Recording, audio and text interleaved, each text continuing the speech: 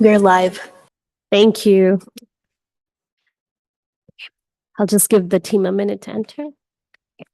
Good morning. I'm the Executive Director of the Public Design Commission and welcome. If you're joining us via Zoom and would like to testify, please sign up through the Google form link, which is also linked on our meeting agenda. Commissioners, a reminder to please bring the microphone close to you and speak into them when talking. I'm going to hand it over to Commissioner Martin. Good morning. My name is Deborah Martin, and I'm Chair at Public Design Commission. Welcome to the Public Design Commission meeting. As New York City's design review agency, the Public Design Commission, PDC, has jurisdiction over the design of permanent structures, landscape architecture, and art proposed on or over city-owned property. Today's meeting is being held in person at City Hall. Members of the public can attend and give testimony either in person or remotely. Please note we have two commissioners who are joining remotely.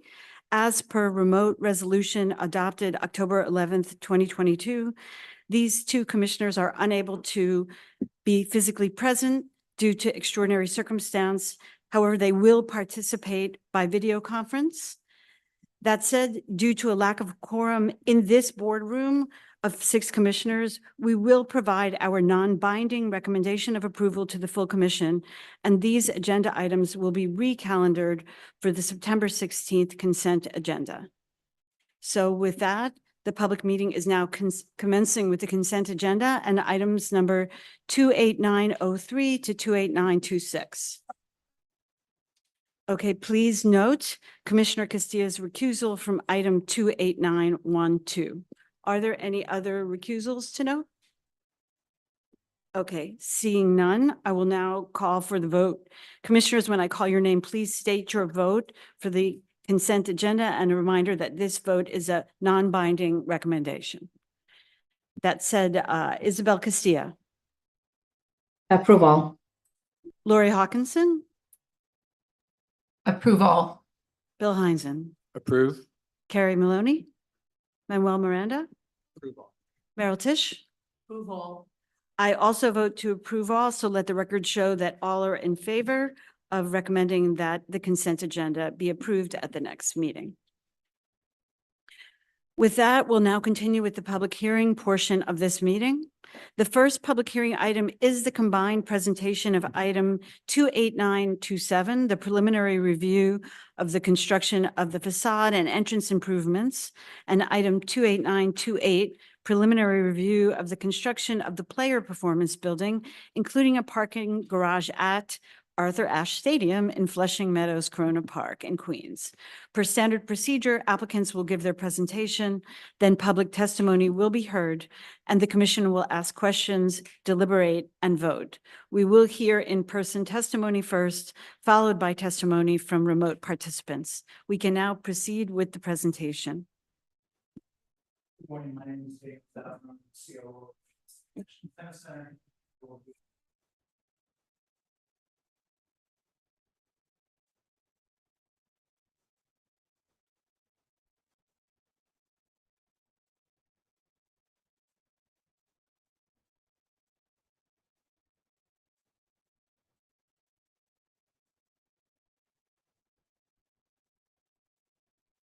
From Leapskin and Rossetti Design, we'll take it away from here and show you all the great stuff that since we showed you, I believe in April. So thank you for the time this morning. I've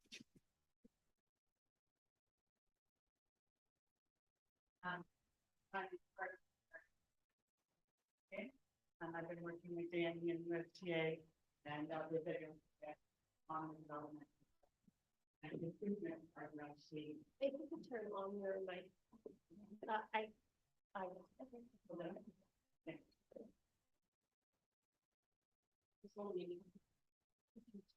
Sure. Isabel, can you hear?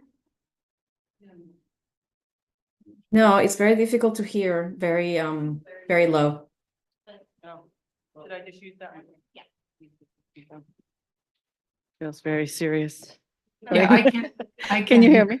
I can't. Now it just got better. Can you try again? Sure. Can you hear me? Yes, that works for me. Okay, great. Yes, Thank thank you. So since I you. know we have presented previously and we've had a few workshops with PDC. I'll go through this quickly so we have time to review and discuss afterward. So I think everybody knows quite well where the Billie Jean King National Tennis Center is in Queens. It's always had a master plan vision that had room for expansion and development in it. And as the tennis center obviously gets more and more attention and more visitors, trying to improve the experience for the guests and the players is critically important for the success in the future. Just a quick reminder of the site plan. I think most people know Arthur Ashe Stadium. There is in the center. There's a Louis Armstrong Stadium. There's an indoor tennis center, grandstand, and a bunch of practice courts that you can see kind of oriented. This is just a quick highlight to remind people that most people coming on public transportation actually enter from the East Gate entrance down into the main entrance to Arthur Ashe. This is where the fountains are on access with the park and the Unisphere. The indoor tennis center is mostly up for players and for servicing the event. And the Player for Performance building, which we'll hear more about in a moment, is also really part of that back of house to help enhance the experience of the players, which is critically important. And then you can see the green here is really all of the public areas where the visitor really has access to. And what we're going to focus on today is really the new entrance and kind of expansion of the concourse and public experience for Arthur Ashe Stadium. Here's the existing condition. This is at the South Plaza. You see the fountains again, I think that most people might know, looking toward the entry to Ashe. And then if you see the image on the left, as you enter from the 7 train, really heading into the whole campus toward Arthur Ashe. This just shows all the levels of the kind of complex stadium experience. And here you can see a rendering of what were presented previously at the concept level. You could see the player building there on the left of Ashe, and you see the kind of extension there of the concourse coming out and the kind of enclosure of that entry space, creating a grand entrance there at Arthur Ashe Stadium. Here's the existing condition that we have. And I think with the comment, really, I think that rose to the top for Danny was, be more aspirational. Think of how to kind of create more of a draw and an icon and an entry here. And so we've gotten involved. And one of the first things we really made the connection with is not just the incredible, beautiful kind of campus of the tennis center itself, but its gorgeous setting in a park and the iconic elements like the Unisphere that really sit on access with the entry to Ashe. And there you can see that kind of gateway that we thought about as you enter through the park and through the fountains kind of toward that main entry of Ashe. And these are some original sketches when we first started discussing it that Daniel did, kind of thinking about a way to capture that kind of power and dynamism of the game of tennis and the kind of activity of the ball and the players' kind of intention as they duel on the court. And here you can see a earlier rendering really showing how this new entry would be echoing that relationship to the Unisphere, making a relationship on a larger scale to the entire park, and really kind of create that hierarchy for all the visitors coming here to know this is the main entry, because most people really enter through this south gate. And of course, the proposal really allows for more concourse area and more support for the public experience for the visitors, which right now is quite packed. Here you can see some quick diagrams, the existing condition there in blue. And then here you can see how the extended concourse really on that level brings the ability for food and beverage and some services for the visitors. And then here you can see the gates that really just fit in quite iconically, drawing you into this space, but work quite lightly as a light touch onto the stadium itself. And here you can see a rendering kind of from above now. So this is all open air, really kind of welcoming everybody into the stadium. You see the screens above, which we all know people sit in the plaza and watch tennis while they're waiting for their match to come on, or the visitors who just come to the site to be there as part of the excitement of tennis, but don't have a ticket for the events, will have an opportunity there And here on the top, you can see the concourse level that's really expanded and allowed for food and beverage and a lot more services for the visitor.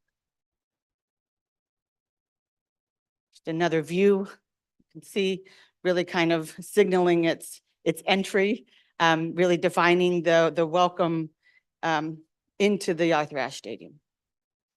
Here's a view from the ground, of course, keeping the breadth to allow for the visitors to come in and out as they change the matches, the really open entry with the screens above showing scores and matches, and then you could see the concourse level above.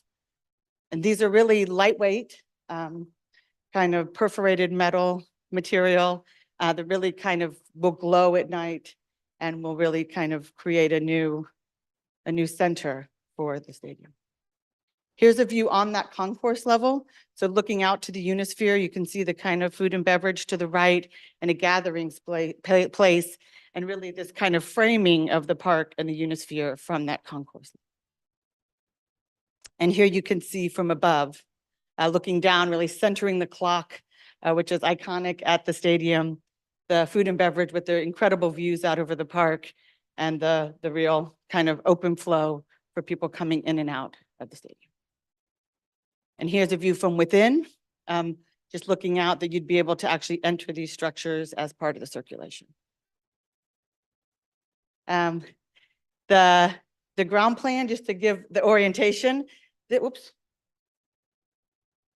This is all open air, really, as you enter, right? The stadiums are living, breathing organisms. There's a kind of screen here to screen the elevators, both existing and new, and the stairs going up, and all of the proper circulation with ramps really exiting right behind the gates. And you see the gates with their light touch on the ground, the broadcast booths that will be there filming the match so I can watch it on TV, and entering up into the stadium. And here you can see the only other real plan of the level is at the concourse level, where there's a bar, the lifts that come up. You see some of the additional services being provided beyond with restrooms, et cetera. And then you see the gates where you can kind of enter into the balconies and view out and have that incredible panorama over the park. Here's just a quick section to show how the existing structures extension and how these gates are actually quite lightly touching the structure. Another section through just to orient. I think one of the questions that was asked prior to our arrival here today was about the structure. So it's just a steel structure. It has a light soft edge at the slab edges, and it's really kind of self-supporting. So, and it'll be clad in a very lightweight metal kind of mesh that you'll see here in the language of some of the buildings on site. And there you can see kind of the structural model of the elements coming together, including the extension of the concourse level. This was also an image that was shown, I think, at the last presentation, showing some of the additions on the north side, which is kind of the back of house side, as you saw from that orientation slide. And this is just the new version of that. Again, it's an extension for more space, same circulation issues and servicing issues for the visitors, and how the materiality really works with the existing, which is the darker kind of terracotta color, and then the metal panel with the warm color along the back as well. But this entrance really isn't used. It's more back of house. Here are a few just examples of some of the screening mechanisms that are already existing on campus, and some of the materiality that exists on campus that we're trying to kind of, work with, and also create a counterpoint with the new gates. These are just all of the metal panels and some of the materials, the wire mesh that's on the gates themselves, which there's an example here. There are, lightweight steel framing, just an example of another project we have done. All the materials with the Aluka bond, and we'll go through that in the elevations of the project. And there you can see where all the elements are. So again, the gates themselves will have the metal mesh, which you see there on the left. The steel framing really works kind of with the language of the existing Arthur Ashe. And then the balustrades, concrete floors, and then your Aluka bond panels that are really adding to some of the base building of the existing Arthur Ashe. And these are just a few examples of some projects with the kind of mesh and that kind of experience that we've done on other projects, and some examples of different types of screens and things that we're looking at for the entry gate. And I think at that, I'm going to turn it over to Joe from Rossetti, unless you want to ask questions about this first, or should we present both? Yeah.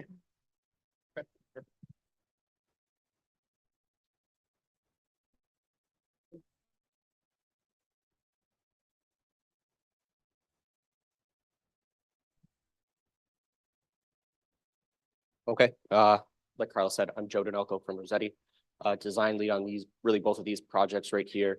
So I'm gonna skip through some of this stuff since we just went over it, where we're cited. The one thing I did want to hit on within the master plan is that both of these projects are really kind of the culmination of almost a decade's worth of work within the master plan. Working on West Campus, working on Grandstand Stadium, South Campus, and then even in Armstrong. These are kind of the last two pieces of the site that really haven't been touched within the last 10 years or so.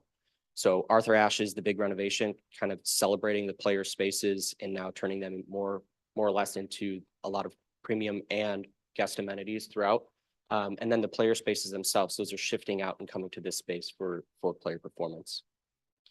So it's sited on Lot A. I think we went over this last time. It's kind of wedged in between Meridian Road, Arthur Ashe Stadium, and then most importantly, the practice courts. I think what we focused on mostly is how it looks within the site, knowing that we're adding a pretty big piece of program here. But a little bit differently from Arthur Ashe's, this is very much a program-driven building. There's a lot of pieces that the players need within that are private, but then there are some pieces within that program that can open up and start to become more of that kind of celebrated public space that particularly the fans can see activated during the US Open. So take a quick walk around the site again, see that we're really tight within that kind of Meridian street edge there, but also how the kind of relationship on this site starts to turn as you get closer to the kind of main courts within the campus. And then I think these last two images start to show how tight really the space does get. So even further north where Armstrong Stadium is, how close it is to that edge, that's something that we're trying to improve, and we're working with parks to kind of make more space along that edge, get a little bit more of that separation from what you see now within that existing parking lot. So this is where we left off last time back in April. I think a lot of the focus that we heard was around materiality. And then kind of even more importantly, how do we make some connections to the work that's being done in Arthur Ashe? And then also how do we kind of reveal some of those pieces of programs beyond? I think for the most part, the building felt really big, right? And I think it almost felt closed off. At least that's some of the interpretations that we heard. So we did take a lot of time to kind of focus on this specific elevation and kind of think about how we could simplify that story, think about how the materials could really kind of encase the entire space and use the material properties to help break it down, and not just constantly add more elements to it. So the Player Performance Center is that player-focused areas. It has to do with a lot of locker room spaces, a lot of wellness space, not wellness space, but recite spaces, treatment spaces for themselves, and then warm-up spaces, fitness spaces, stuff to get prepped, ready for their matches. And then below that sits a parking deck that helps support kind of what's on site right now. They're losing parking spaces. They still need parking spaces for guests coming here as well as players. So as we said, we tried to kind of take a step back, think about those two pieces of the program and simplify what this story might want to be and celebrate where we think that northwestern corner could kind of open up and be more complementary to the parks. But then on the south, really start to see ways of revealing that program within that the players can show off, and have a kind of a dialogue between the practice courts and the fans that are overlooking the practice courts in this area. So again, kind of similar diagram language as from Arthur Ashe, but kind of taking a moment to look at this, taking advantage of that size of the site, splitting that building into really two pieces, the player performance and the parking, trying to find a way to step down and kind of reveal some more of those outdoor fitness and outdoor lounge spaces that overlook the practice courts to the south over here. And then start to use those stair towers maybe more as defining elements on that facade to help break up the length of the facade. Something that, again, was kind of singing as one big long block. And then finally, covering it or shading the spaces in that the players will occupy, whether that might be their outdoor fitness space or their lounge space up on those upper levels. So I think what you see from this image starts to capture how we try to maybe create some continuity between these three projects on the northern edge, picking up on some of these materials that we see over here that we just talked about on Arthur Ashe, but then also some of the materials in a different way on Armstrong. So I'll flip through these quickly, but I think the big focus here is that there's parking on those first two levels, but the other big piece of this is where players are coming in. Right now, they also come into this player drop-off area and they kind of come straight into Ashe. We're keeping that same notion, but they're coming up through the player entry, up past level 1 and level 2, and then into really their main focus space throughout the when they're not playing or when their matches aren't on. So this is that kind of central access with all the player private spaces, medical recovery, locker room spaces, and some admin support. But then the building down here starts to open up, like I said, down to the practice courts themselves. And then up on the 4th level, this really becomes where their entourage, their coaching staff themselves can kind of take a break, dine, lounge, and then obviously there is part of that's media as well that kind of helps support the daily happenings within the event itself. So I think the big amount of this is really we spent less time on the program because we felt really good about how that program was situated. There are a lot of pros of how things were laid out, and we spent most of our time on the facade, particularly these elevations, and integrating, I think, really these kind of 3 materials: the glass fiber reinforced panels, the metal panels, and kind of really subduing that, trying to find some warmer color and warmer language based off of how the other buildings were kind of implementing that. And then bringing in that kind of architectural metal mesh that you're starting to see on Arthur Ashe is kind of that connecting thread between these projects.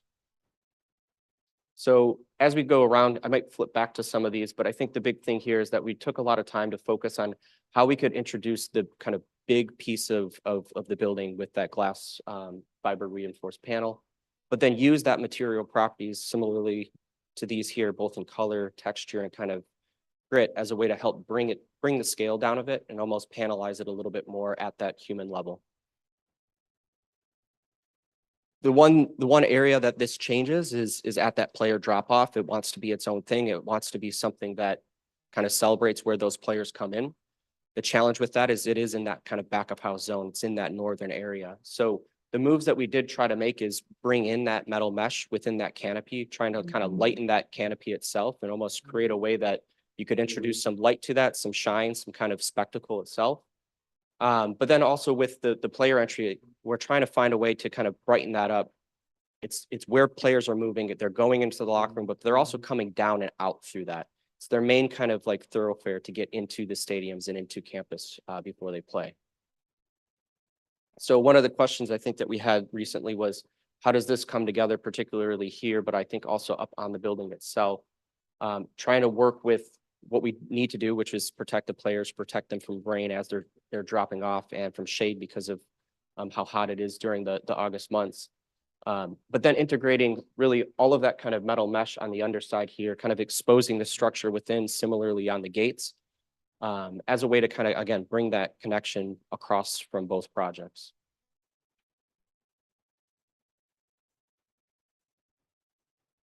One of the other areas that we focused a lot on, particularly with parks, is trying to open up this corner, softening that lower edge there and kind of pushing it back as far as we can to kind of not impact the program as far as we could, but also really impact what that street edge looks like. So it's not just a sidewalk with the fence at it like it is today, but it becomes more of that kind of stretch of green space all along Meridian. And then as you start to turn the corner here, you can start to see how we're trying to pick up on some of the cues that we have on Armstrong Stadium with this glass fiber reinforced panel material.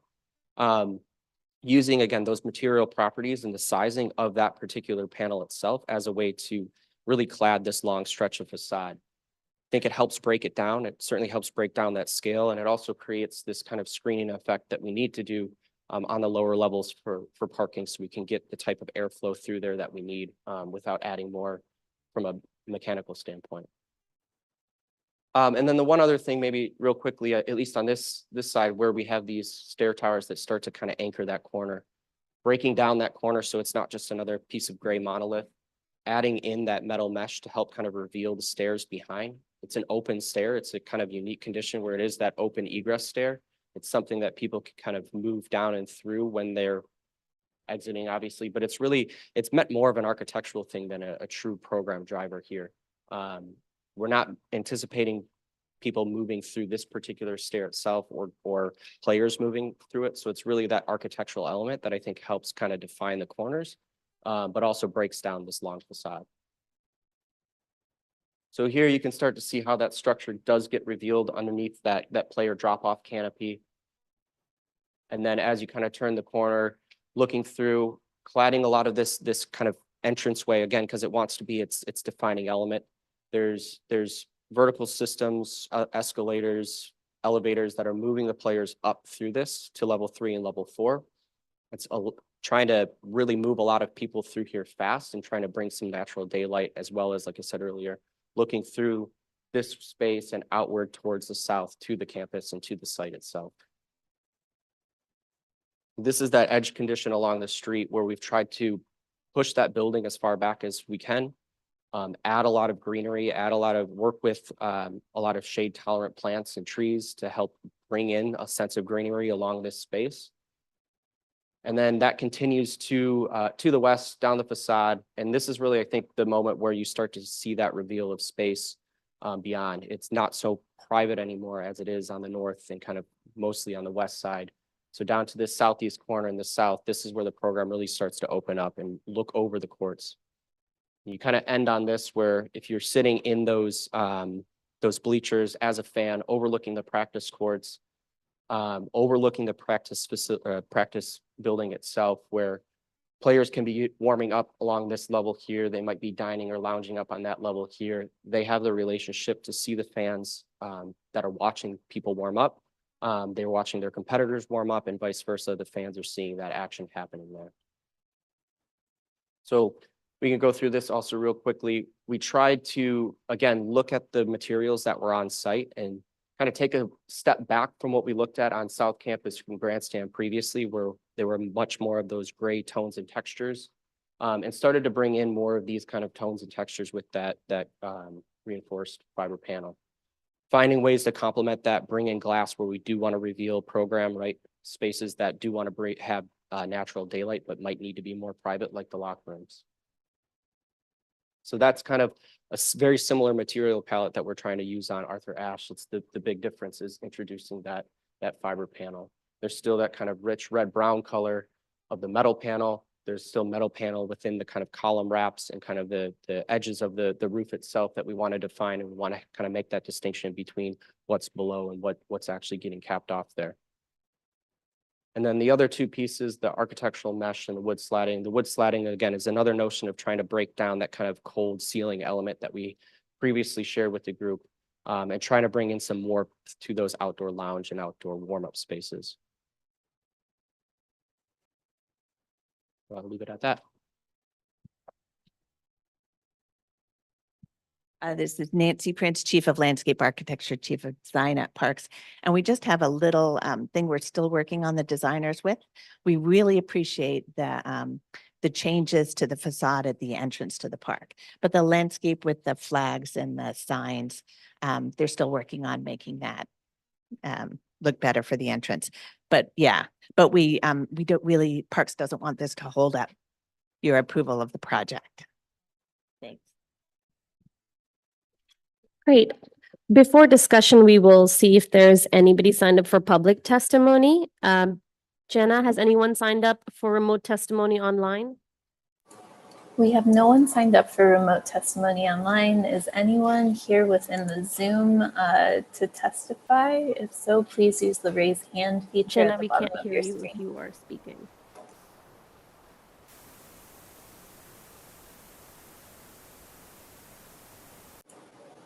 Let's see. Can We're just gonna Hi. check in with you. Can you hear us? We can't, yeah.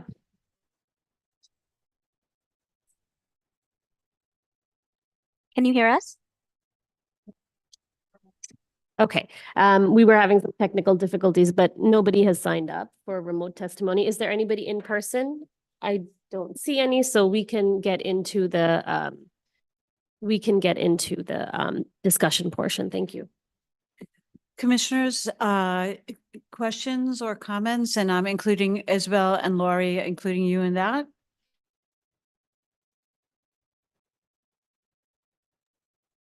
I can start. Please. Hi, everyone. Thank you, and thank you for walking us again through the presentation and for the additional new renderings that I think are very great and useful to understand overall materiality. Isabel, and hold how- for a moment. Mhm. Can we increase the volume there? We're having trouble hearing.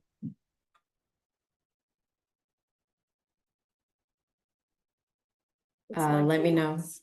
Okay, go ahead, Isabel. Okay, well, I started by Better. saying thank you to the team. Thank you for walking us through your process and for producing these updated renderings that are really helpful to understand the overall materiality of how all of the design components come together, both the new proposed components and the existing ones you're trying to attach to. In regards to the stadium, I think the proposal looks very good. I think it has strikes the right balance between being aspirational and iconic, while also addressing the needs of the project and tying well together with the many materials and many architectural styles the stadium has. So I think overall that is moving in the right direction. And similarly with the player room, I think you've made great improvements, specifically the facade that looks out at the tennis courts. I think is very successful in how open it is, how it really expresses the program within, and how the materiality ties together with everything else. I would say that I understand your challenge in trying to break down the scale of the building, and I understand why you're using the variety of materials you're using to accomplish that. I find the facade facing the park and Olmsted Center perhaps to be the least successful, in the sense that I feel that adding these grass fiber reinforced concrete in various tones is creating perhaps a more busy facade than it needs to be. When you look at it against some of the other sides of the building, where the use of metal panels really highlights the volumes, breaks it down, but also keeps it very simple.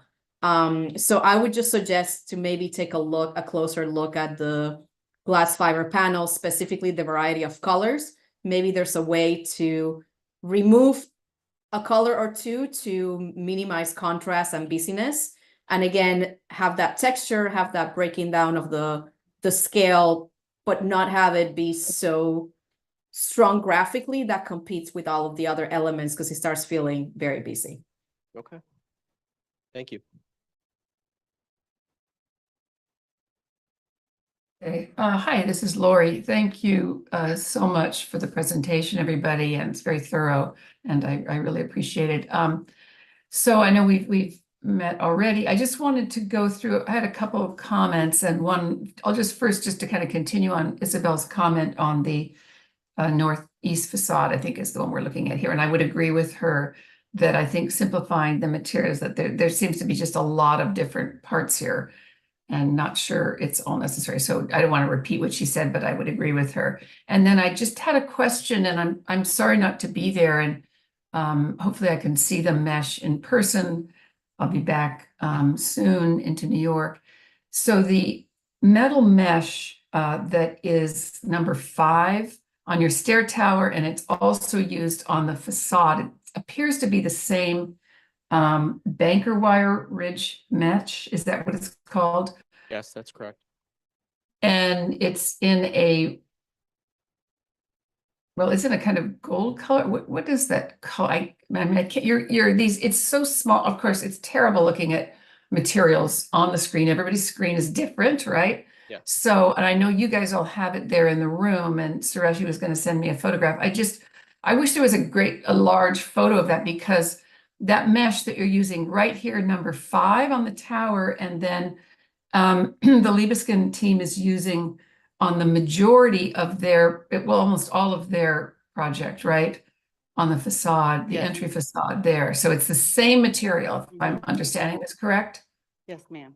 That's correct. Okay. Kind of tying it So I just want to understand the density of that mesh a little better. And so, if you can, you've got the real material there, but if, when I see the renderings here of the facade, this facade, when you're inside one of these pieces, right, and you're looking out, it appears to look like glass. Lori, then- we've emailed you the material sample Okay. photos, just But so so you are when you aware. have some, just that your guys, the Libeskind renderings look more like glass here. And then when I see it in the Rossetti rendering on the stair tower, it looks very different. So I'm just, I just want to know what it looks like. Is there a better? If you go to kind of the view from outside, or the one kind from above looking down, it might be more. Of course, trying to render these, Yeah, but Um, instead of rendering, do you just have a photo of the material? I didn't get Sureshi's, okay. you don't have a photo in your presentation of the actual material instead of renderings of other It came products. from Caro and they're an email, but we can pull it up to the camera. Okay, Hang on, Caro, so you okay. can see Oh, them. here it is. Okay. Yeah, can you pull it up to the camera? I see. Because that way we can also see the It's quite open, transparency. actually, Lori, right? So it's. I it's see it really here. intended to allow air in, both for the garage and for the kind of gates themselves. And what we have here is the sample that we could get from the manufacturer, which is on these boards. And then what you see here is from the same manufacturer, but it's kind of the golden color that She we're can see it. using. That's the challenge. Yeah, exactly. Oh, that's the Yeah, color. so Okay. They didn't have the color in this, in samples we could get to you this quickly. So this we had from the same product company. This So was the let's take a color. photo of that. Lori, we're texting it over to you. Okay, because I just got the mesh on the So it was sample just board, to but I differentiate mean, this is a that. big And thing. it's kind of an architectural feel, right? Yeah. It's kind of not, Yeah, I you know, see it it. on doesn't this- look like a chain link fence or something, right? It has a. No, pretty nice I, profile, it's and very it works with the beautiful. geometry, and it is, I think, 60% open or more. Okay, actually. yeah, no, it's a beautiful material. It's just trying to understand. we can't the hear scale. you. So the one on the sample board is not the gold, is that true? That's true. The kind of warm golden color is again, they didn't have the sample in the color.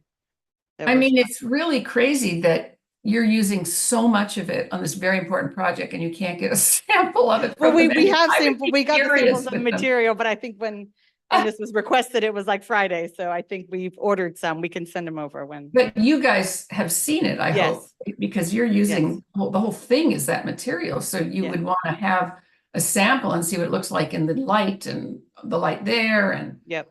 the density and, and then what it looks like when you turn it slightly at an angle because it's going to build up, right? The mesh is going to collapse together. So that's what I'm trying to understand is the density of it here. And I see the sample board. So, but I'm not, I'm not completely getting the full picture, I have to say. I think we have a larger sample in the office. Oh, that would be great. Yeah. If that Maybe could we be could send shared. that I don't over, want to yeah. hold anybody up here, but it would be Yeah, great. we can send that over, or. So we've done exactly that, Lori, as you can imagine, looked at it in every angle and, Mhm. trying to find the right material for this. Okay, great, thank you. So that's the same material, just to verify, that pink stair tower over there with the pink around the edge or whatever it is. Yes, On that's the correct. left-hand side of this image is that mesh, is the same mesh that we're looking at, because one looks different colors in these two renderings. No, the intent is that that both of those materials are matching. I think it might be just a kind of play on the rendering itself. Mm. But yes, no, the intent is that both of those meshes that are being used are same color and same physical product is the same. Mhm. Just to like beat the dead horse here. So the sculptural element at the entry is this in this finish, as is that corner element that Lori's. Okay, do you see that, Lori? No, I do see that. They just look different here. and they You're- look you're on different in mute. They look different in the renderings in terms of their transparency. That's why I'm wanted to verify the material. Because I know you guys are trying to go for transparency. And same question for the brown reddish cladding. I'm assuming is the same material used on the player building and the north facade of the stadium. Yes, that's correct. Thank you.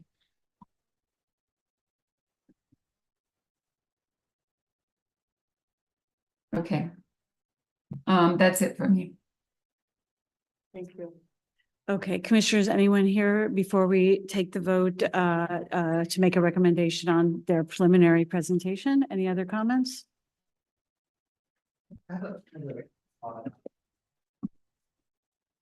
Yeah, I appreciate the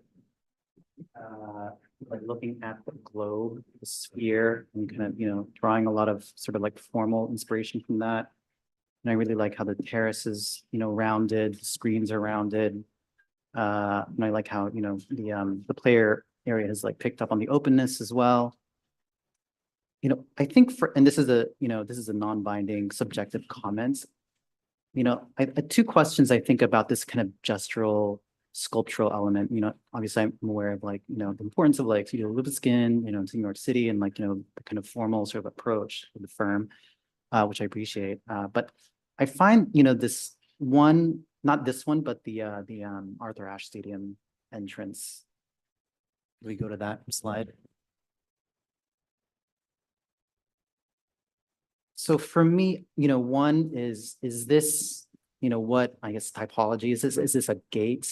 Is this, kind of like an atrium, or that's one question. Because it's not exactly like a separate, room or threshold area.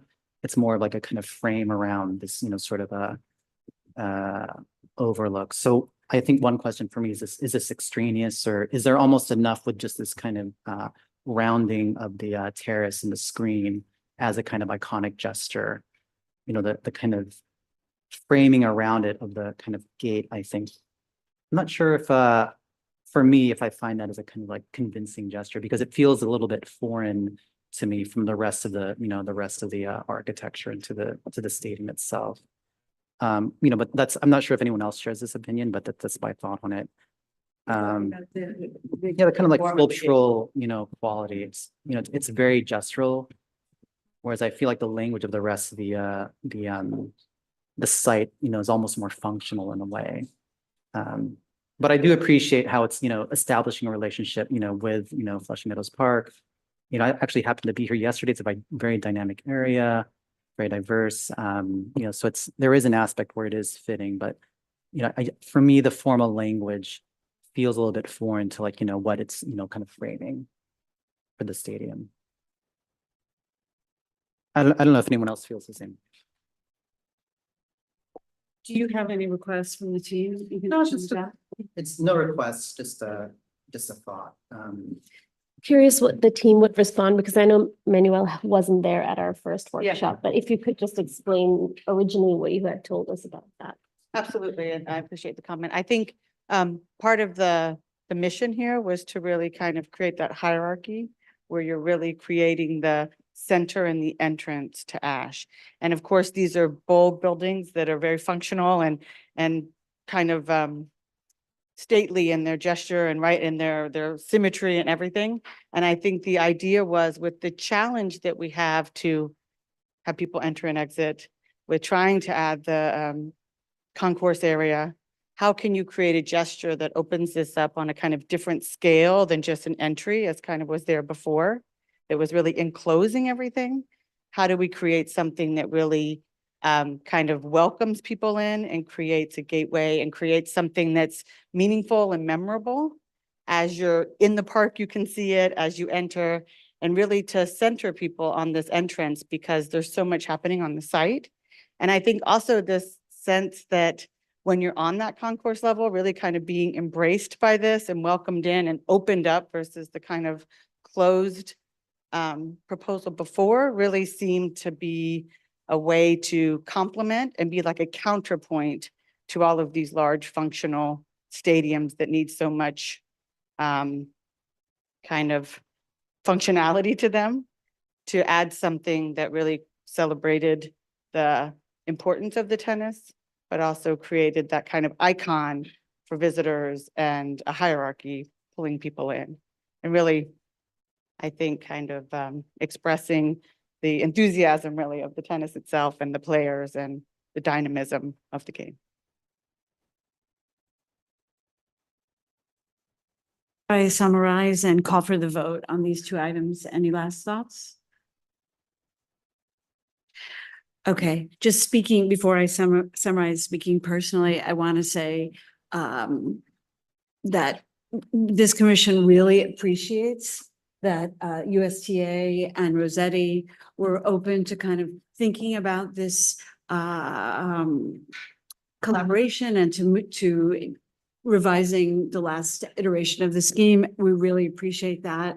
Personally, I find that gesture, because of the nature of this stadium and the relationship with the Globe, exciting. And I hear my fellow commissioners' point on that, but I think it for this place and this purpose and this site is exciting and fun. I like it. So that's just me personally. Now summarizing for the commission, before I take the vote on we're going to start with the facade and the entrance improvements. I think, and then we'll go to the player performance building. I think the main request in connection with this prior to the vote is that, again, as we noted earlier, this will be a recommendation to the next meeting. And in between this and that meeting on September 16th, we'd like to see a large scale sample, larger than is on this board, of the mesh in the actual color. Yep. So if you could get that to us, we'd like to look at that, because it's such a huge element, this entire thing, plus big parts of the player performance building. So we're going to make receipt of that prior to the next meeting a condition of approval for this facade and entrance improvements to Arthur Ashe. And we'd like to also see like a technical section through this, so we understand how it's being made and how it will relate to the concourse that extends out, just how that will work. So I will note the conditions related to the player performance building separately, but in connection with the Arthur Ashe stadium facade and entrance improvements, that's our only condition. So with that, I'll take a roll call vote on item 28927, preliminary review of the construction of the facade and entrance improvements for Arthur Ashe. And again, I will note that the result of this vote will be a non-binding recommendation for our September 16th meeting. Isabella Castilla. Approved. Lori Hawkinson. Approve with the conditions that we see the material. Understood. Bill Heinzen. Approved. Carrie Maloney. Approved. Manuel Miranda. Approved. Meryl Tisch. Approved. I actually think it's stunning. Yeah. Thank you. Thank you. I also approve of the conditions, and I also think it's stunning and a great contribution to our city and to the US Open. I think people will find it delightful. And I think the matches, and you walk from the subway and get there. It's always disappointing when you get to the stadium and you've solved that problem. Thank you very much. Okay, so I also vote to approve. Let the record show that we are all in favor of approval with one condition. This vote stands as a non-binding recommendation for consent for the September 16th meeting. I'll now take a roll call vote on item 28928, preliminary review of the construction of the player performance building, including a parking garage at Arthur Ashe Stadium. And there are some conditions that we'd like to add with this. One is we hear and understand Park's note about the northwest corner of the landscape design. So we would like to see, if possible, an image of that prior to approval on September 16th, which we know we will receive from you. We'd also like the team to take a look at the material diversity and think about trying to reduce that and bring a more holistic and serene sense to the materials, particularly on the north and east facades, to calm them down a little bit. And we'd like to see that whatever revisions that you bring to that prior to the September 16th meeting. Commissioners, did I miss any conditions for the player performance building? I believe that's it. So the material diversity, take a look at that. And also that corner where the flags are. So with that, I will take the roll call vote on item 28928, preliminary review of the construction of the player performance building and the parking garage at Arthur Ashe Stadium. Isabel Casilla, Approve with conditions. Lori Hawkinson, Approve with condition. Bill Heinzen, Approve with conditions. Terry Maloney, Approve with conditions. Manuel Miranda. Meryl Tisch, approved. I also approved with the conditions, so let the record show we are all in favor. And again, this vote stands as a non-binding recommendation for the September 16th PDC meeting. And with that, you are approved. Congratulations. It's spectacular. Great work. Thank you. Thank you. We will give the next team a brief moment to enter. Thank you.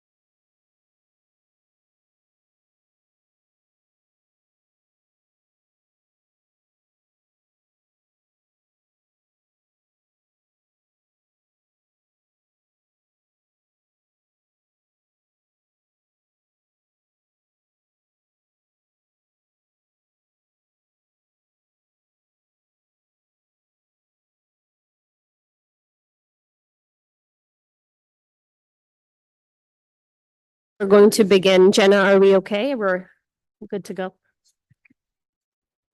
Yes. Thank you. Okay, the next public hearing item is 28929. The preliminary review of the rehabilitation of Columbus Park Pavilion at Columbus Park at Worth Street, Baxter Street, Mulberry Street, and Bayard Street in Manhattan. Per standard procedure, applicants will give their presentation, then public testimony will be heard. The commission will ask questions, deliberate, and vote. We'll hear in-person testimony first, followed by testimony from remote participants. And we can now proceed with the presentation. Welcome. Good morning, everyone. My name is Fabian Guerra, and I'm the project manager on working on the Columbus Park Pavilion reconstruction. And first, I would like to thank the commissioners for the opportunity of presenting the project, but also for their ongoing support on the design phase of the project and via email, comments, questions, and our own site visit that we had where we discussed different aspects of the project. All that has enriched the design that I'm presenting today. So the project is located in Columbus Park, which is in Manhattan, in Chinatown. And the pavilion itself is located at the north side of the park over on Bayer Street. And that's at the top of the page on the red dotted rectangle. The proposed work for the pavilion is to improve the functionality and durability of the building by creating a program space at the basement level, repairing the existing lift, addressing water infiltration, replacing the basement entrance doors, repairing the stone steps at the south entrance, and preventing the unlawful use of the pavilion at night. These are some images of the exterior of the pavilion, the south facade facing the plaza, and then the north facade facing Bayard Street on the right. These are some images of the exterior and interior of the pavilion. And you can see here, if you focus on the middle image over here, those are the steps that come from the plaza and lead to the main entrance of the pavilion, which is the image all the way to the right, where that person is standing. These are images of the interior of the pavilion, its current use and conditions. And what we try to do here is to engage with the community to understand their needs. And then that's why the pavilion has a big component on security and operability, given the recent violent acts that had happened in the pavilion. We're trying to strike a balance between preserving the structure, but also making it welcoming to the community. That's why we landed in this proposal, which is very different from the initial proposal that we presented to the commission a few months back, where we had roll-down grills that will roll up during the day and then would be deployed at night. Now, what we're proposing is something that is more sympathetic to the community and to the comments from the commissioners, which is fixed grills that will be installed, fixed panels that would be installed behind the existing columns in the north and south facade. And you can see that in the red dotted lines. We would be also installing hinge doors at the south entrance. And that's over here on the main entrance of the pavilions. They would open 180 degrees.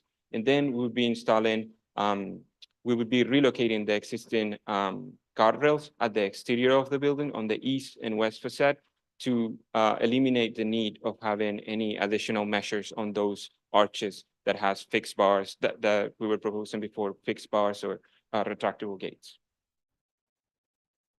These are some images or elevation of the existing condition versus the proposed condition. So if you focus on the top left, you can see the south facade in its current condition with the existing guardrails, and below is the same elevation, but with the proposed panels and with the proposed door. This is an elevation of the panels. The panels themselves are made out of mesh, steel, and open gaps, and they take inspiration or reference of the existing guardrails. The panels itself are divided in 3 sections. So this is basically one of the panels that would go in each bay, and is divided in 3 sections following the rhythm of the existing facade, which has on each wing 3 bays, and each one of the bays has 3 windows below it. These are some details of the mesh. We study it for durability and flexibility and visibility. And this is the option that we selected, which is a stainless steel square mesh with an opening of about 65%. These are some details of the panel. And one thing that I would like to point out here is that we also try to emphasize the verticality of the panels, creating a hierarchy between the vertical and horizontal elements. So the horizontal elements are about 1/2 inch, and the vertical elements are a bit thicker. They are about 1 inch.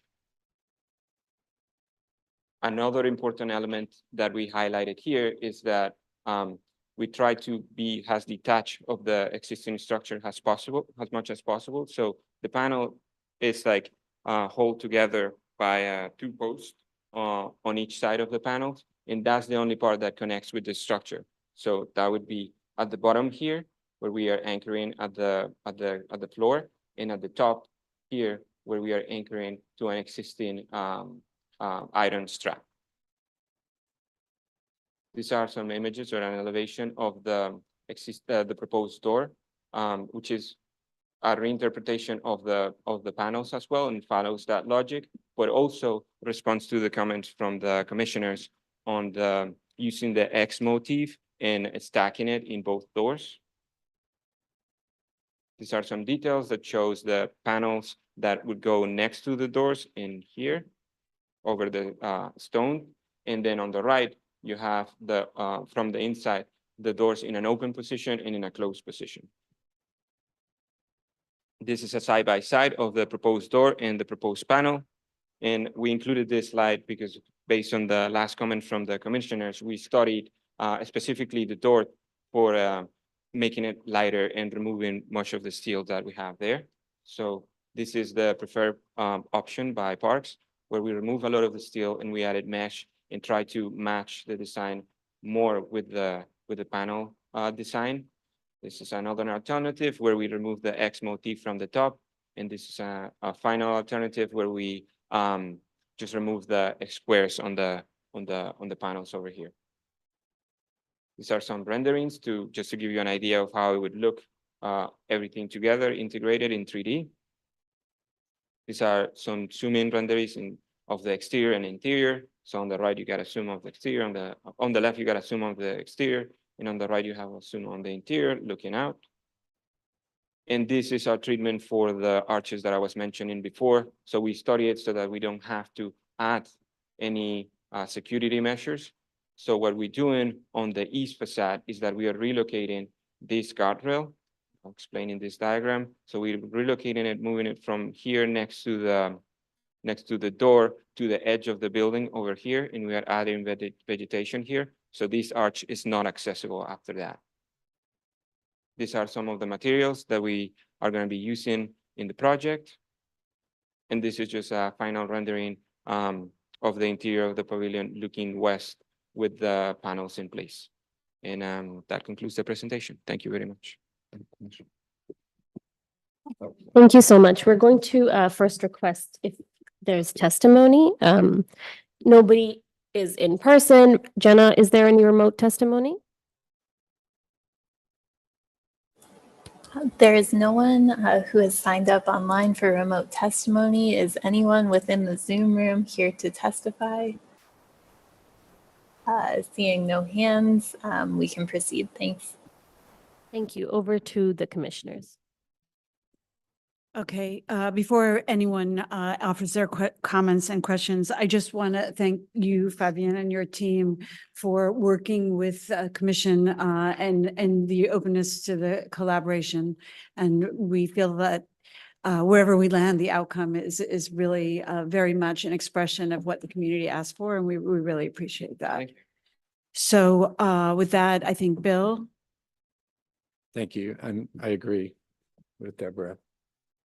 It's great collaboration. Do you have renderings that show the other 2 alternatives? Yeah. Oh, not renderings, no. I can go back to that image if you want, where I have the diagrams. Okay, please. I have this, and this. Can you go through that again, please? Yeah, so this is the This first is- option. Yeah. Then I got this one. And the last one is this. And thank you. And you said Parks favors the first, the one Correct. that's in the renderings, and what, The one that is in the rendering, sorry, is this one. I'm sorry, when I said, I meant that one is what I'm calling the first of the We 3. favor this one,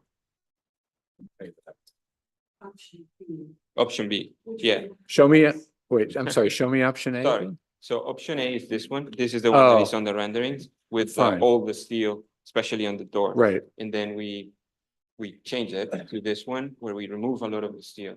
And then you just have more of the mesh. And then option C has, Option does not C. have the top square. Correct. It has it removed the X motif on the top. And then the last option just removed that. And why do you prefer B over The other C two. and D? Well, we think that this one favors more the human scale, but also it matches more the design that we have on the panels. So I think this option is more responsive to that. Instead So may I make a comment? Is it, unless, I don't want to interrupt my Please, Okay. Lori. Okay, so that comment where you're saying you think it matches your other design. So, but your other, just, I first of all, I want to thank you all for your work and all this, and we're all like really focused on this project. Obviously, we've spent a lot of time. We went there, we visited. We all lament the fact that the public can't get into this, and we really appreciate all of your help in trying to make this work. So that being said, I have a question about the existing railing. Mhm. Why does it have to go away? And then, because that is the thing you're basing all of this design on, but you're removing it. So Yeah. I don't understand why the existing railing can't remain.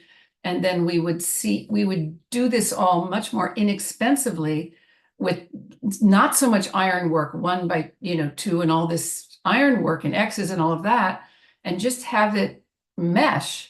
Because we just saw a proposal, I don't know if you were in the room, for Arthur Ashe, where they're using this very same mesh with a 60% transparency. Yours is 65, and they're using huge expanses of it. So I don't understand why there's so much steel, iron, being used on this, except for I for one was not somebody who was requesting all of this historicist representation here. I don't think it's helping.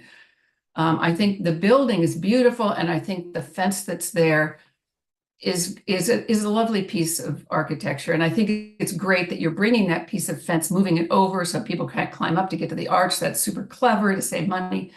But I don't understand why we're throwing this whole rail away unless I'm missing something here. Right. So The rail, sorry, I didn't introduce myself. I'm Julie Fisher, Deputy Director of Architecture at Parks Capital. The challenge with using the existing railing is that it's not in the right plane to really have the continuous enclosure. And it's also, the existing railing is not code compliant.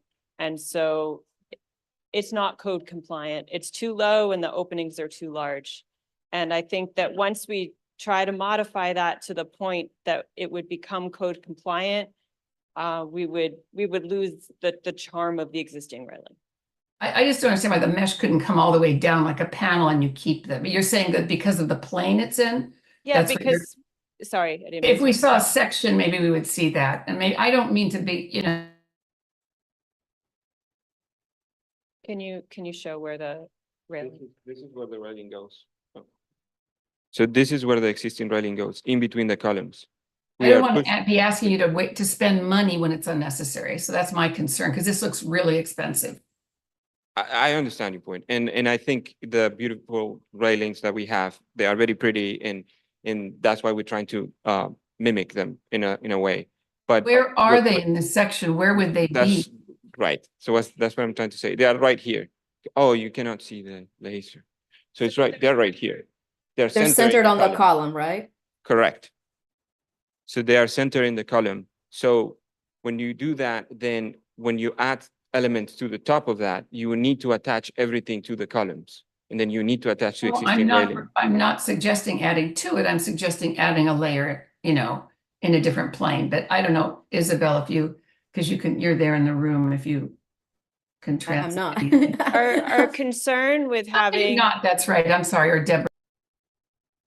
Our concern with having a change in the plane with the existing railing and the new panels is that creates a space for trash to collect that will be very difficult to keep clean. And I think we've all seen public installations where trash collects, and I think that is our goal, is to really make this as clean and easy to maintain as possible so that it works well for the community.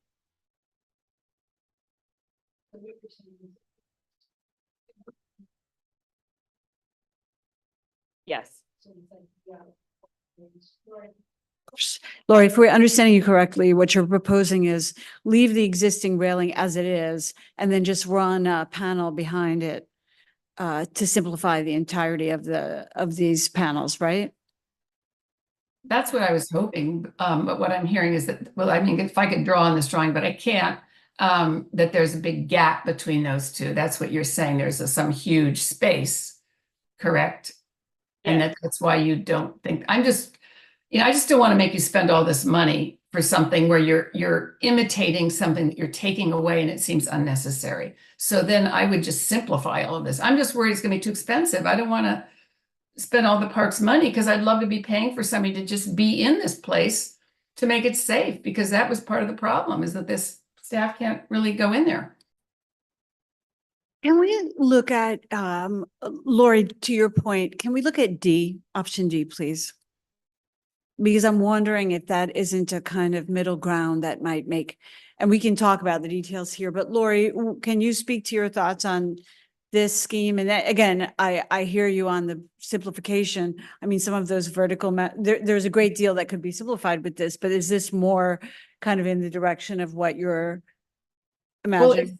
it's simpler, but there's still a lot of articulation that I don't know why you need it all, but you don't want to have so much mess. I don't understand the rationale. It's this kind of Frank Lloyd Wrightian thing going on at the top. I just don't understand, but Right. you know, But again, so- I don't want to pick it to death. It's, you know, I love this little park. I love this little pavilion. I want people to be able to use it, and I want this to happen. So I just don't want to spend, I don't want to be the person advocating for spending more money on all this ironwork of our very thin Parks Department budget. That's my big point here. And I think it can be done with greater simplicity. I'm just worried about the cost that's going to come in here.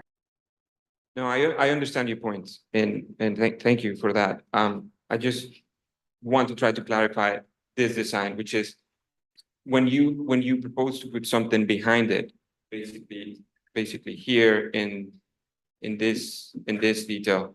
So from here to here, you have 6 inches. Then from here to here, you have probably another 6, and that's where the existing guardrail is. So that's the area that Julie was mentioning that would have collection of trash.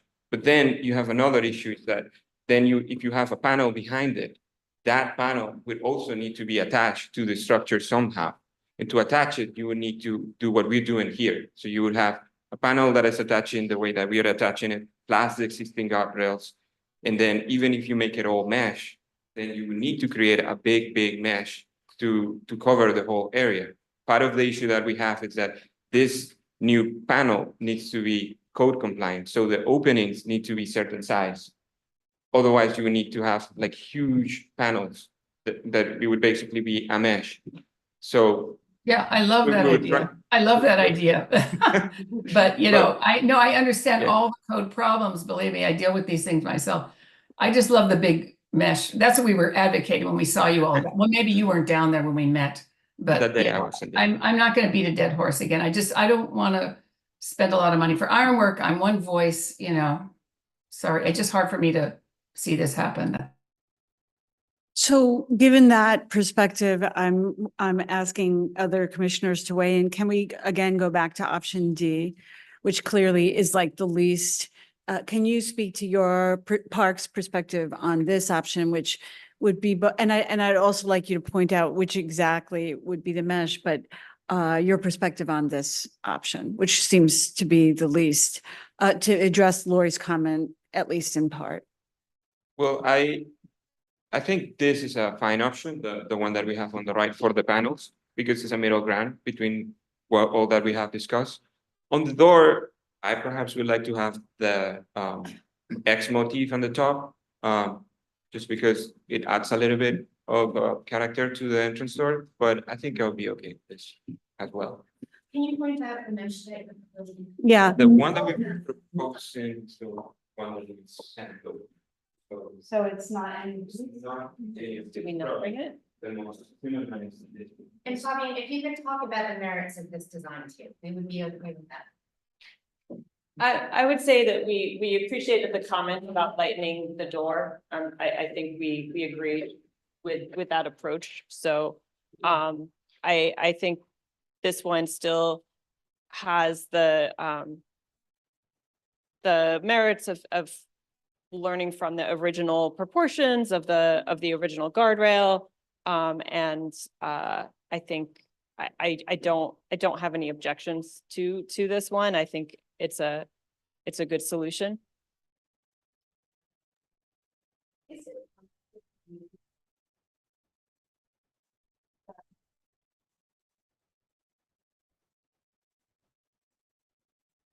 I would say that the more you work with an existing structure, the less savings you obtain from reusing it. Yeah. So I'm not sure in the end if it would be a savings.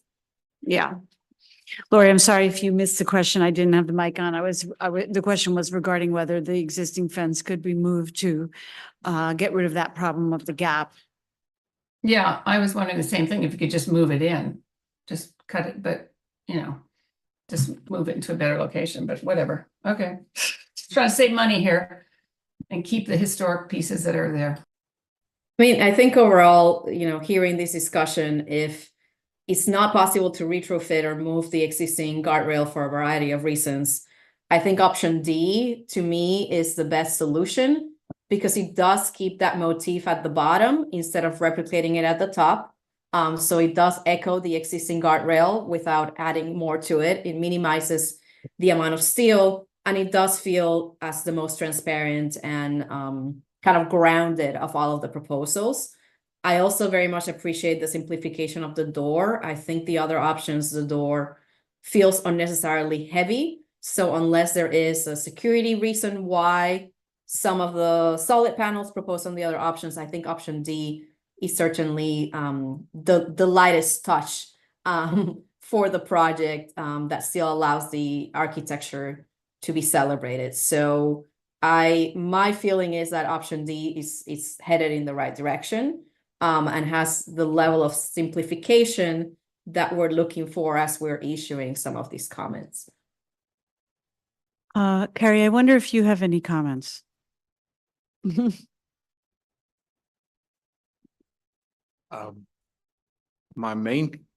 thing I'm not crazy about is the entrance, the door, and it's the fact that we've cut off our arch. I was wondering whether even the doors could be a pair of arch doors surrounded by plain grills, so it just looked like an opening as opposed to a structure on the side.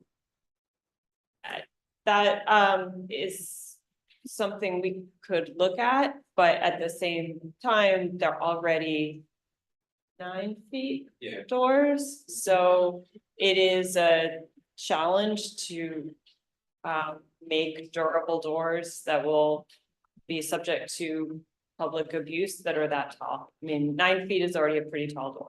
9 feet back, 4'6". So it's a challenge. Anything else? No? Okay. Bill, any last comments? Can we look at option B for the doors? That's option B, right? Yeah, there we go. Okay. Commissioners have any thoughts about option B versus option D, as Fabian has suggested for the doors? Any thoughts? Lori? Can you go back to D? I guess I would prefer D if I had a gun to my head. But if I would like all those verticals to be thinner. I don't know why everything's so heavy, but maybe, I don't know, but D. And maybe C, B, and A again, just that's C. And the distinction between C and D for the doors is? Yes, okay. And B. I mean, I don't understand structurally how C and D are different. There's another horizontal element. Yeah, no, I see it, but it's not structurally, I don't know. No. It's not no, doing anything, so. No, because That's it why I don't doesn't have understand the any. heaviness of the vertical, because the horizontal is doing more work, it seems like, than the vertical. Okay, and then the B doesn't have that horizontal member, but rather it has the X at the top. Correct. And then you have the lighter members on the side panels, like see how it's thinner? That thinner Here, you mean? Let's on the use- left and right, on the ears, the ear pieces have thinner, like that thinner mullion or whatever you want to frame, you know, could be employed in have a the pointer. center part of that door where the mesh is. I know, but I'm gonna point to it. I think what she's asking, Fabian, is like the dimension of that vertical member, could that be repeated in these? Oh. Yes, I think for this, that thickness could go in there, like you're mentioning. What cannot be changed would be the thickness between, you need a post here to support this Right, door. yeah, So that there's post a- needs to go. Yeah, We But this understand thickness that. could I'm change, talking yeah. about in the Yeah, mesh no, area. I know what you mean. I was just expanding on it, but yeah, those can be thinner. Okay, and do other commissioners have an opinion about assuming that the vertical members will be slimmed down a bit to accord with the panels? Do commissioners have opinions about the X? I prefer D, option D. Thanks for all the variations.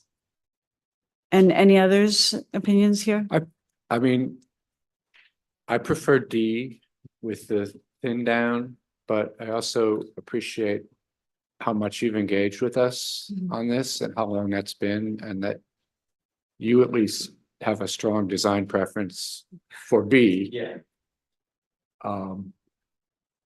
Which means something to me and to us. We could do D for the screen and B for the door, the thinner. Yeah. vertical. I think this is the best option in terms of time. Yes. I think you're all doing that one. For the doors, I just thought that next one would be the top. And then a little bit too, and then it makes it a little bit different because, makes it a little bit different because it's the door. But I'm okay with this one as well. This is a good option. I would like to add as well, sorry. Thinner, sorry, I just would like it to be thinner, because it's not, a D is not even, I mean, I think it could be refined a bit, that's all I'm saying, because I think we don't can want to be occupy all the Yeah, airtime. we definitely, Continue the detail. yeah, exactly. We could refine it when we continue the detailing, for sure, yeah. Okay. Yeah, I wanted to add, I agree with that, Lori. I also prefer option D, exploring thinner profiles. I do want to add that I've had a lot of experience designing very large gates, and their weight also affects the operability of the gate. You need to have mega hinges, and they're called that, Right. like the biggest hinges possible. You may need to have a channel that guides the gate as you're swinging it open. So the more you thin out the elements, the better off you will be with resolving some of those other engineering elements that I know are coming a little bit later in your design process, but are super critical. I've had gates just sag. They're just too heavy for their own weight and for the hinges. So just think about that as you're thinking about thinning the elements, how that can also help with operations. Yeah, thank you. Okay, so before I summarize and we take a vote, any other comments? Okay, so just initially, I want to repeat what I said earlier, which is we really appreciate the effort to bring something here that will be more transparent, that will require less management and maintenance on a day-to-day basis. We think all of that is great. We would, as a condition, say that for the panels, we would like to see option D with the widest possible mesh and to see a sample of the mesh whenever you can, the actual one, whatever you choose. We'd like to see for the doors, I, like Bill, agree that as the design team and we, if you have a strong preference for the option B, I think we'll just leave that to you for the gates. And we'd like you to look at the possibility, as Carrie suggested, of the arch doors. And we're noting that we're aware that weight matters. But specifically as a condition, we'd like you to consider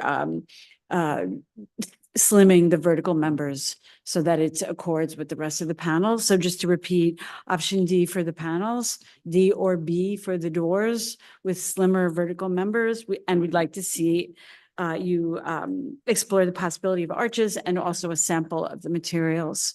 Okay. So those are the conditions. With that, I will now take a roll call vote on item 28929. Commissioners, I will remind you that this is a non-binding recommendation for our September 16th meeting. With that, when I call your name, please state your vote. Isabel Casilla, Approve with conditions, and also want to thank you for the continuous collaboration on this project. Thank you. Lori Hawkinson, Approve with conditions. Thank you. Bill Heinzen, Approved, thank you. Carrie Maloney, Approved. Manuel Miranda, Approve. Earl Tish. And I also vote to approve, so let the record show we are all in favor and will make such said recommendation for the September 16th meeting. And thank you again for the collaboration. Thank you. Thanks. Thank you.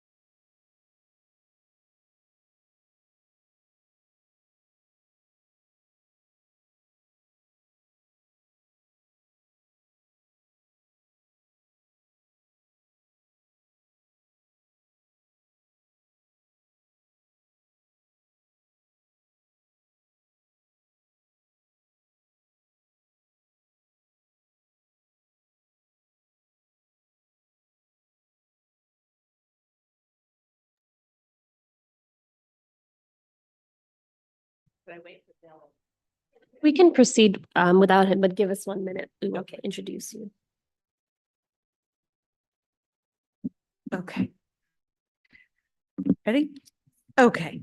The next public hearing item is 28930, the preliminary review of the reconstruction of the Gwen Eiffel Park on 129th Avenue, 176th Street, and 133rd Avenue at Jamaica, Queens. For standard procedure, applicants will give their presentation, then public testimony will be heard, and then the commission will ask questions, deliberate, and vote.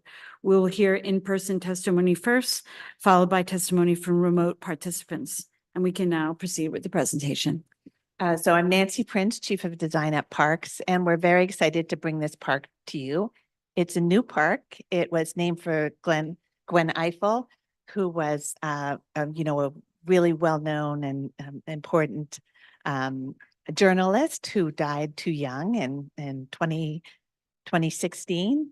You might remember her from PBS, Washington Week, and I remember her. And she grew up in this neighborhood. And this is a neighborhood without a lot of recreational amenities. So this brings new recreation to the neighborhood next to a important Forever Wild area. So it's a lot of great activity for this neighborhood. And Brian Cantwell, who's a in-house design team, is going to present. Thank you. Thanks, Nancy. So I'm Brian Cantwell. I'm the project manager, and I'll be presenting our plan for Gwen Eiffel Park. So the goals here were really to develop an active recreational area for the neighborhood while protecting and enhancing the natural existing forest and its habitat. So the park is located in Jamaica, Queens. It's adjacent to the Long Island Railroad here. There is no flooding during moderate flood events, but there's some localized flooding during extreme flood events, which we will be dealing with our new project. It's mainly a residential neighborhood. So there are a few parks within the 10-minute walking radius. However, the Long Island Railroad really provides a barrier for access to them. So the existing conditions, so the site was a former rail yard for the Long Island Railroad. The city acquired it, I believe, in 1963, and it's been undeveloped since then. It's become this heavily forested site. So these are some views along 129th Avenue, looking at the existing conditions. You can see there's no curb or sidewalk, and the edge is currently being used as parking. Some more views along 129th Avenue. So we met with the community multiple times. We got some very good input from them. We got a lot of requests, which we were able to accommodate in our design. We recently presented our schematic plan to them in June, and they're very excited about the design and the new park. So this was the conceptual plan that was approved back in 2022. So, we really took a look at, in planning this, so taking a look at the health of the forest, the existing topography, former uses of the site, and access to utilities, and determined the best place really to develop this northern portion along 129th Avenue. It's not quite as forested and provides convenient access to utilities along 129th. And then that leaves the rest of the forest intact. We will be providing a nature trail through the park that connects the south end of the neighborhood. So moving to our schematic plan that we have developed, really the overall idea and the structure of it is the same as the concept. I'll be getting into some of the changes we've made as I go through the presentation. So this is zooming in along 129th Avenue, the active recreation area. This is the original concept.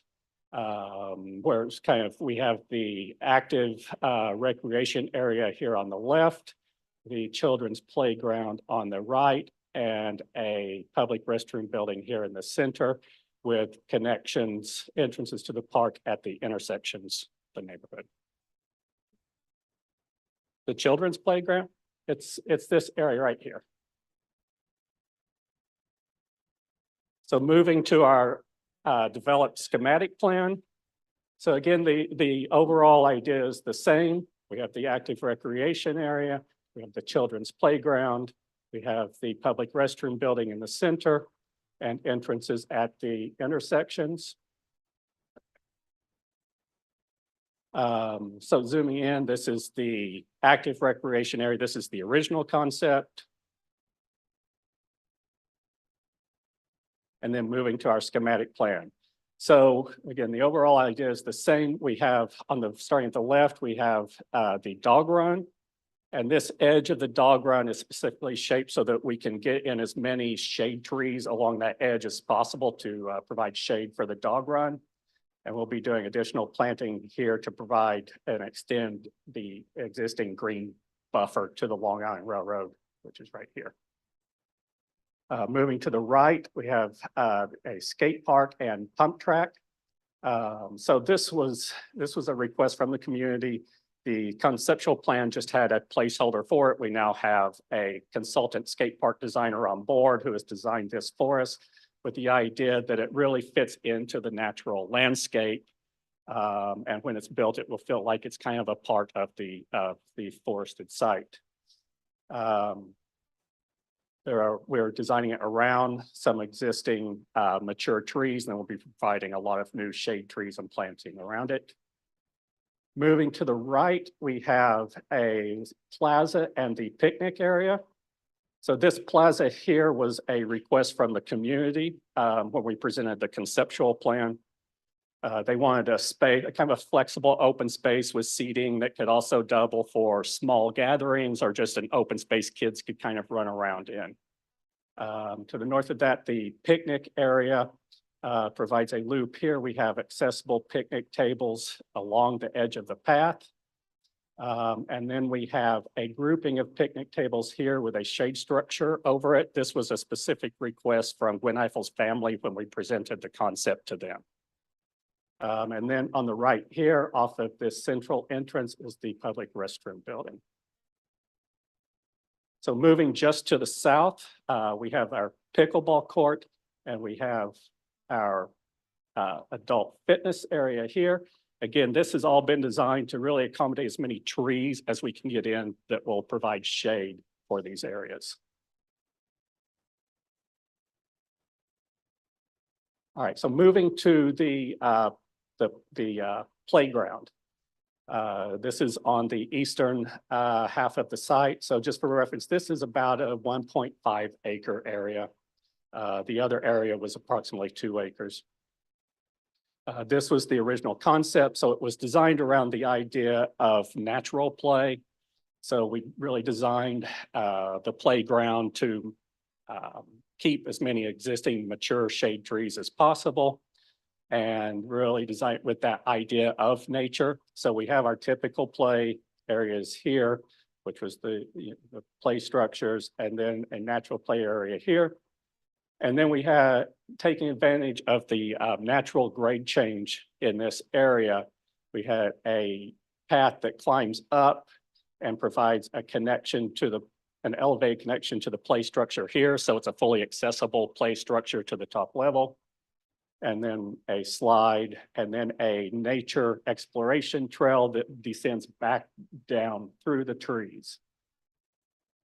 So in developing our schematic plan, again, the idea is very similar. There have been some changes, but we have our standard play area here with spray shower, our play structures, and swings. And here, again, the idea, we've really expanded on the original concept. So we have a path that goes along the back. We have an elevated connection to this play structure here. This is the 2 to 5, so it's a little bit lower, about 3 feet above grade. It provides fully accessible play to the top level of the 2 to 5 structure. The path then continues climbing over here to the 5 to 12 play. And here we have 2 elevated access points to the play structure. So one at 7 feet and one at 8 feet above grade, so that there's a fully accessible loop to the top of the play structure, so kids can go and experience the entire play structure without even having to backtrack and get out. As it continues around, so it continues around here to an embankment slide that goes back down into the play area. And then there's a set of steps here to provide quick access between the slide and the play.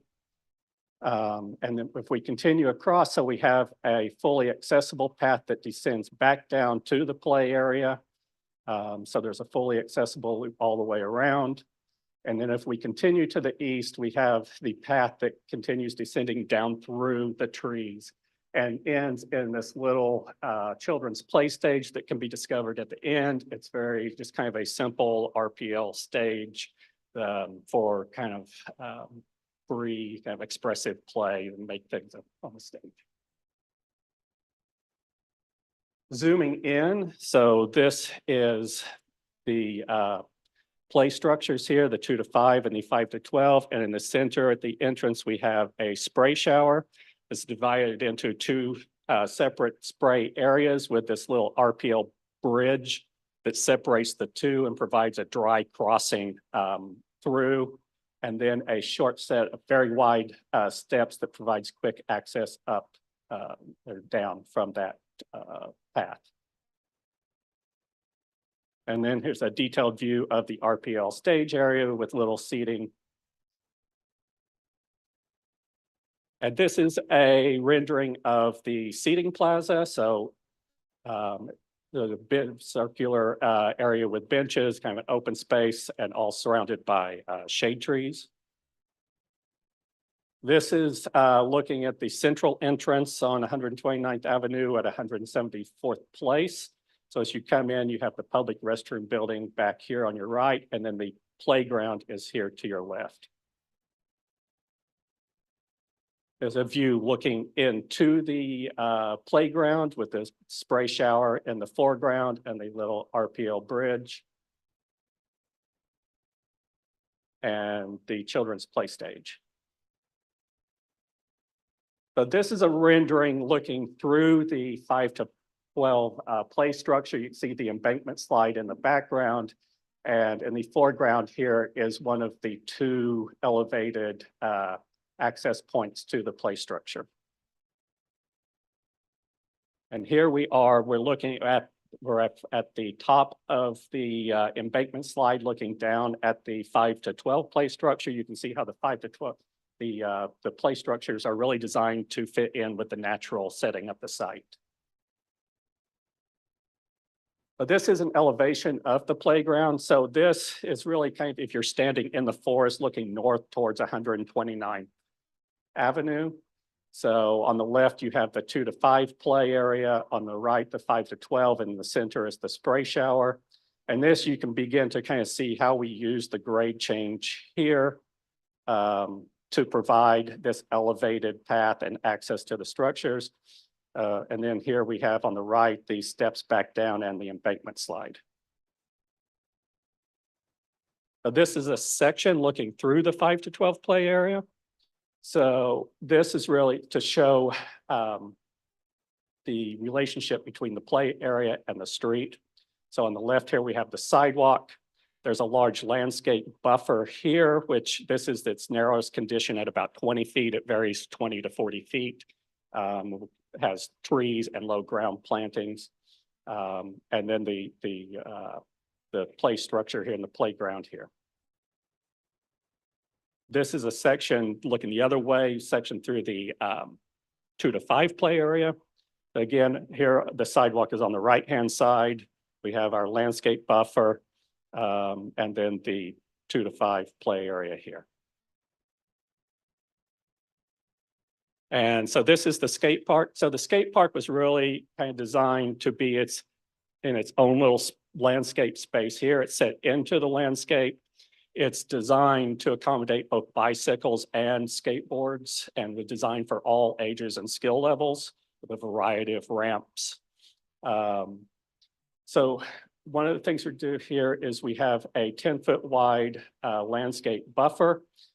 This will have shade trees and low ground plantings on it, along with a 2'6" pipe rail fence to really ensure that this meets all ASTM safety requirements without feeling like it's fenced in to the site.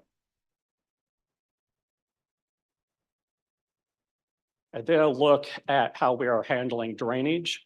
So we have our 2 green infrastructure practices here.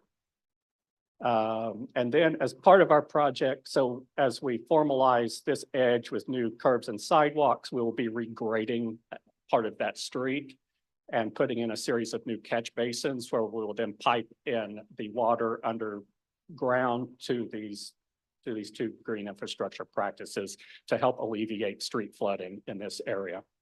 So in addition, we'll be adding a series of catch basins throughout the site that also are piped into these practices. So getting into detail on the fencing. So again, we've really tried to limit the amount of fencing we have here in order to keep kind of this natural feel of the site. So along the edge, we have a timber barrier rail all along the perimeter, along the sidewalk. It provides an attractive edge while providing a barrier for access, controlling access into the site. The dog run has our standard 4-foot chain link fence. And then again, like I just talked about, we have the skate park as the 2'6" pipe rail fence all along this main path. And then around some planting areas, we have a very low 1-foot high pipe rail. At the pickleball court, we have 6-foot chain link fence on the ends, and it wraps around a little here to control balls so they don't go out into the planting area while trying to keep the field open. And then in the playground area, so here we've really used some strategies to kind of keep to control access in and out of the playground while not trying to feel like it is over fenced. So all along this playground edge, we have linear groupings of benches to control access, along with a planted landscape edge here with shade trees and dense ground plantings, along with the 2'6" pipe rail fence all along this edge. Within the playground itself, we have a 3'6" high guardrail all along this elevated edge where there's a drop, and then the timber barrier rail along the perimeter. Quick look at the playground structure. So like I said, they're really designed to have a natural feel to fit in with the site.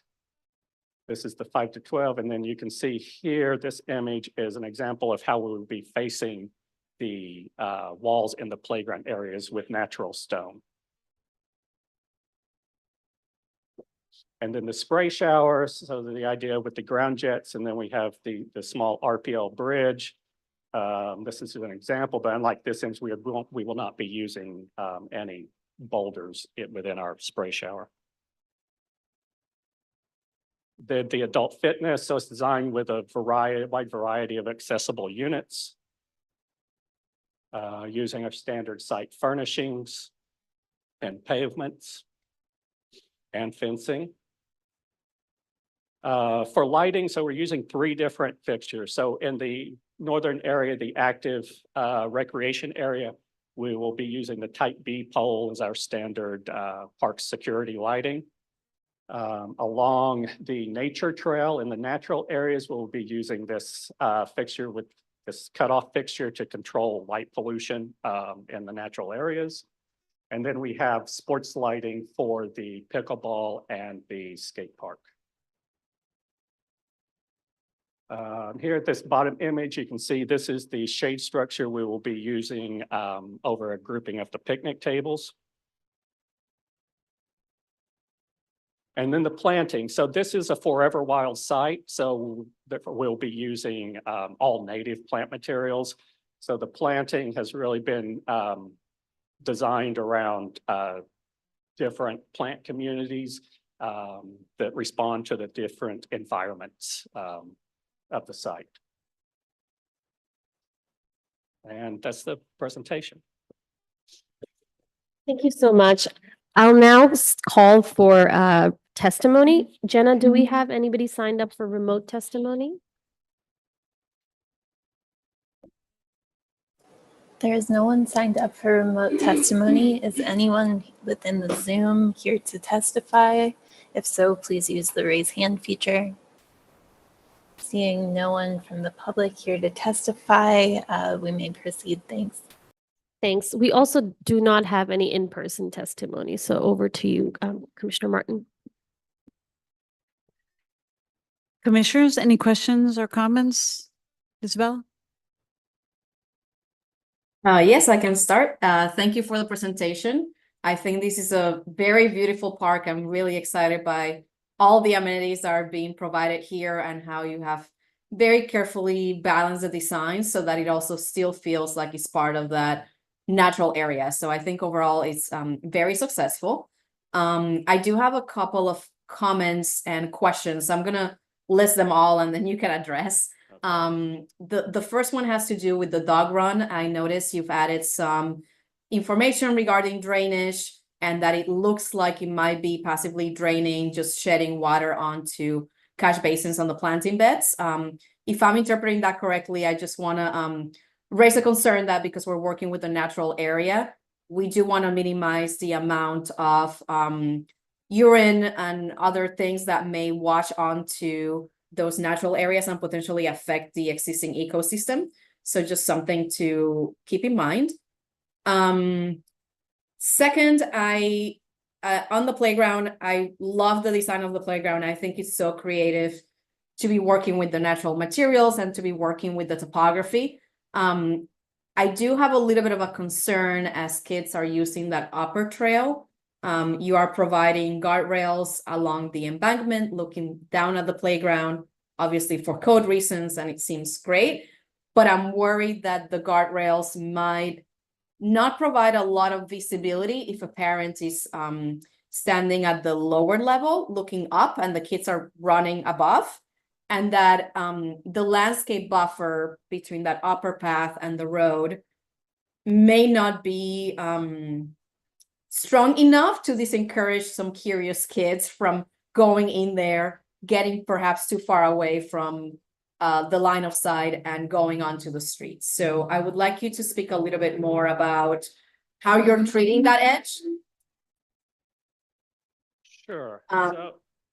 Sorry, and Yeah, then my more. last question, sorry, it's a little bit loud where I am, is if you could describe a little bit more the uses for the intended use for the plaza and how it's paved. Thank you.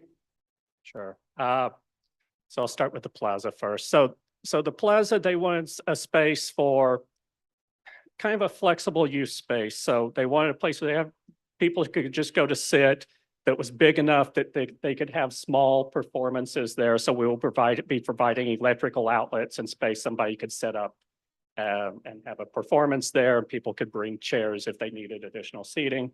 It's really designed to be as flexible as possible. The pavement are concrete pavers, permeable concrete pavers in that area.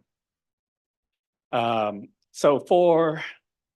go address the dog run real quick. So the dog run, the drainage is going into catch basins within the dog run. So it will not be going out into any planting areas, and it will be captured and detained on site in our green infrastructure practice. So the playground. So yes, so we have really designed that, right? The idea was to try to keep it as open as possible and using planting and the wood barrier rail as a edge for that area, using very dense low plantings and then trees so that it provided a barrier, but we still had plenty of sight lines into the park and the playground. That has been one concern, and we could go back and look at the possibility of addressing that edge. Sure. What was it? I'm just wondering in regards to that edge, and sorry, There we go. tell me if you can't hear me very well. I can hear you. Okay, good. Low plantings, I guess that's perhaps where the basis of my question is. What type of planting is it? Is it planting that's robust enough that will deter a child from exploring in there? Or is it something that can easily be trampled? Maybe even considering a line of low hedges along the timber barrier might provide that extra level of safety while still creating the very open views and natural environment you're looking for. Just generally concerned that kids just tend to wander off. And if we're looking at something low, like a carex or a liriope, it's so easy to step on that, right? So thinking about how the planting can also help give that sense of safety. Right, yeah, we'd be looking at something, while we haven't selected the exact plants in that area yet, we'd be looking at something that's dense and robust, something that children would not be easily running through. Right.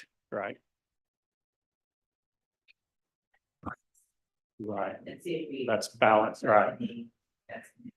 Do you have any images of the timber barrier? The timber barrier, yeah, we do have in the materials. There on the left. There we go. Okay, so Isabella, do you see that?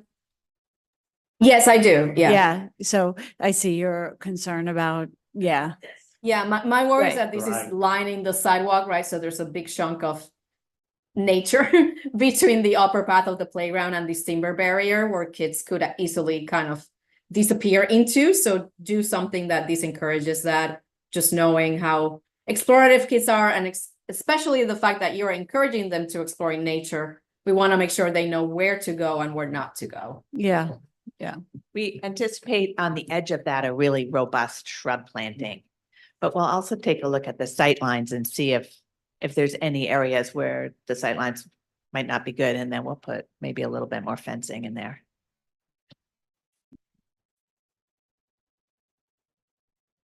Okay. Isabel, any follow-up questions or comments, or Lori? I don't, you address all my questions. Thank you very much. Okay. Anyone present? I just had a quick question. It's really a very exciting project, and thank you so much for this very thorough presentation. I had a quick question about the sun canopies. I didn't understand where they all were because you showed it pretty quickly, but you said we're using them throughout. Do you have a plan that shows them? Oh, yes. So they are right here in the picnic area over one grouping of the picnic tables. So there'd be 3 picnic tables underneath it. Oh, so there's just one sun There's just canopy. one, yes. One, I see. Okay. Okay. And it gives enough shade and all of that. It should provide additional shade. I mean, this is already put into kind of an existing shaded area. Lots of mature trees. We have those very same shade structures in a park in Brooklyn, and it's worked out really well. They made it specifically for us. It's not totally weatherproof, but it's a very nice shade. Okay, great. Other comments before I summarize and we call the vote? Okay, I just want to say, Brian, it's such a rare thing to create a program and then design this park. And I think you did an exceptional job with making a space that's current, but also consistent with the forever wild character of the rest of the site. It's really, I think people who use this will find it delightful, and you did a wonderful job on it. Thank you. So we have one condition really for that we'd like you to take a look at before you come back for final, which is really looking at the safety of that edge, which makes sense. I mean, as a mother, I also would be concerned if my children were up there. And so with that, I will call the roll call vote on item 28930. I'll remind everyone that this is a non-binding recommendation for the next meeting. And with that, commissioners, when I call your name, please state your vote. Isabel Casilla. Approved. Lori Hawkinson. Approved. Bill Heinzen. Approved. Carrie Maloney. Approved. Manuel Miranda. Approved. Merrill Tisch. Approved. I also approve, so let the record show that you have unanimous approval, and our thanks for this wonderful design for Gwen Eiffel Park. Thank you.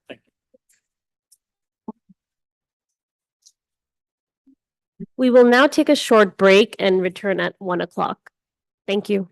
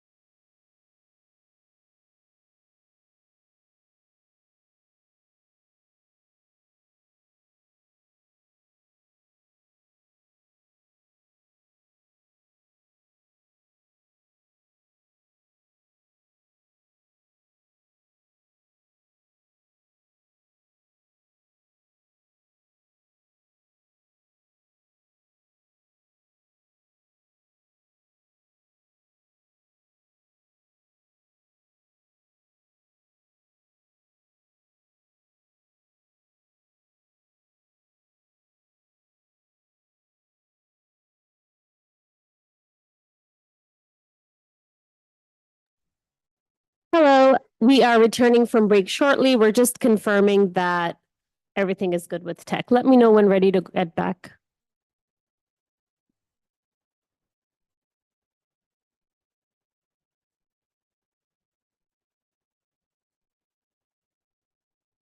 Great. We're Here- ready. Thank you, Jenna. All right, over to you, Commissioner. Okay. All right. We'll reconvene for the next public hearing item, which is 28931, preliminary review of the restoration of the Lakeshore shoreline, at Parkside Avenue between Parade Place and Ocean Avenue, adjacent to East Drive in Prospect Park, Brooklyn. Please note that this project is located at a designated scenic landmark, and as such, the Landmarks Preservation Commission has issued an advisory report that the commission has reviewed. Per standard procedure, applicants will give their presentation, then public testimony will be heard, then the commission will ask questions, deliberate, and vote. We'll hear in-person testimony first, followed by testimony from remote participants, and we can now proceed with the presentation. Welcome. Thank you. Good afternoon. Thanks for having us here. I'm Svetlana Ragolina, and I'm joined by Christian Zimmerman from the Prospect Park Alliance to present phase 1 of the Lakeshore Restoration Plan. The phase 1 is funded by Brooklyn City Council and Mayor Eric Adams. So this is the Prospect Park Lake. And in dashed line, you're seeing the extents of the master plan, which we brought to PDC as a concept a few months ago. In the solid line is the outline of phase 1, which is the phase that's currently funded. Also, just wanted to point out that this portion here was restored about 10 years ago as a part of the Lakeside Center restoration, and it includes the Lefrak ice skating rink. We think that this phase that was restored is very successful, so we're going to be borrowing a lot of specifications and details from that project.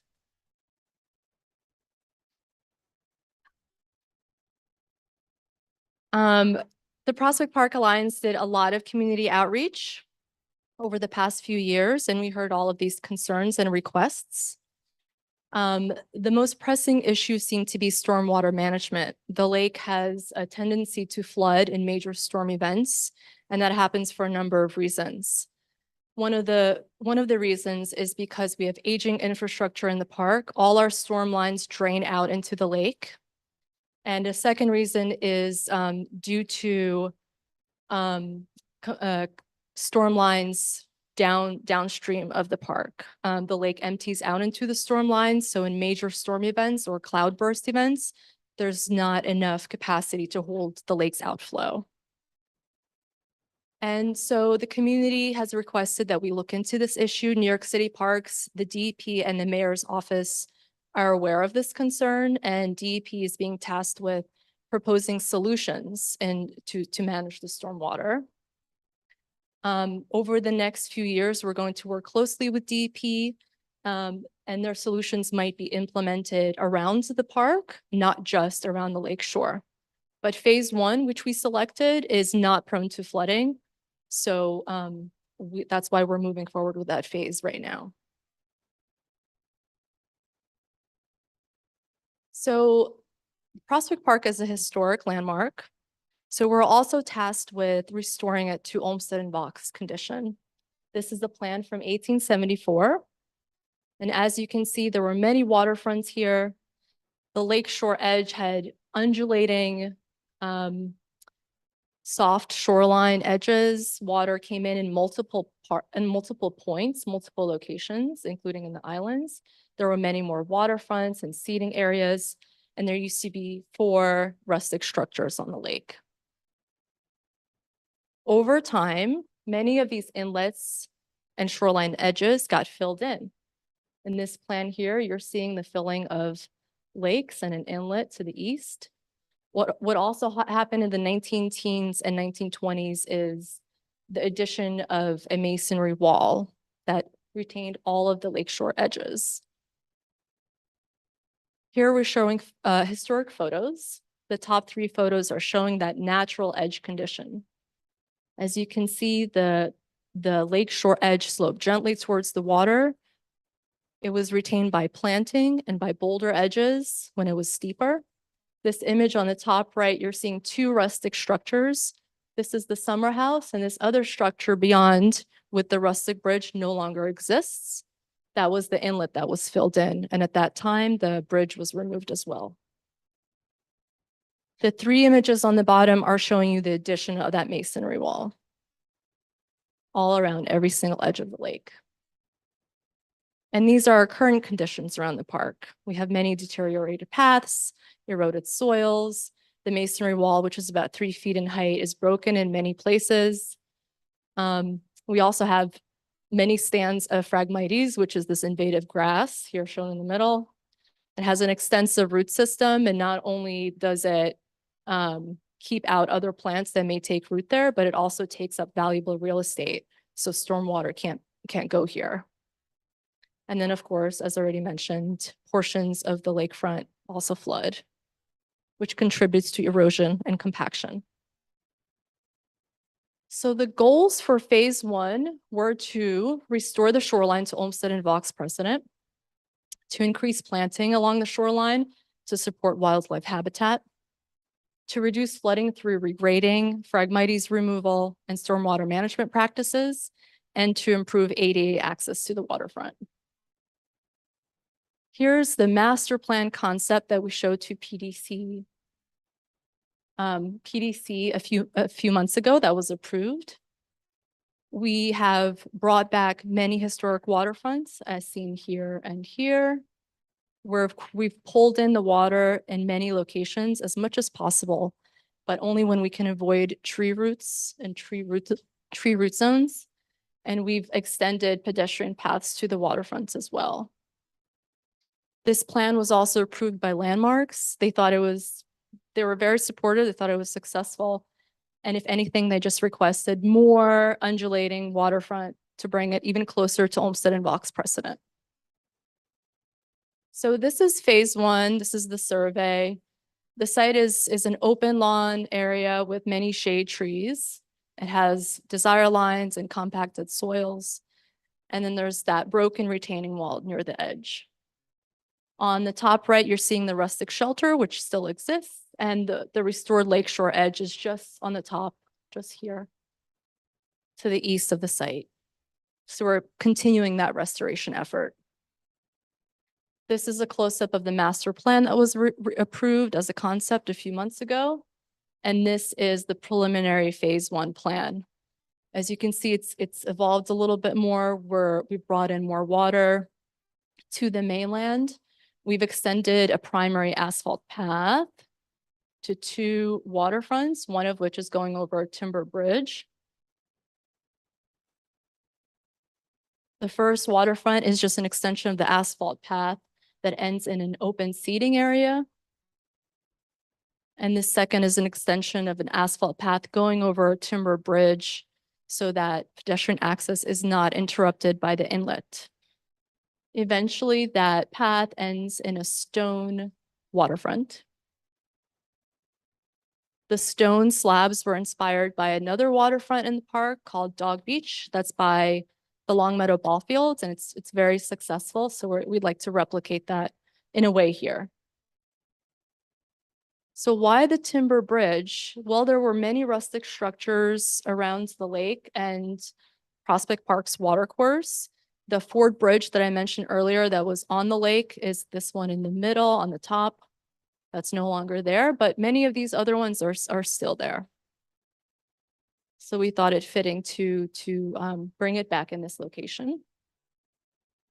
Here's a rendering of that bridge.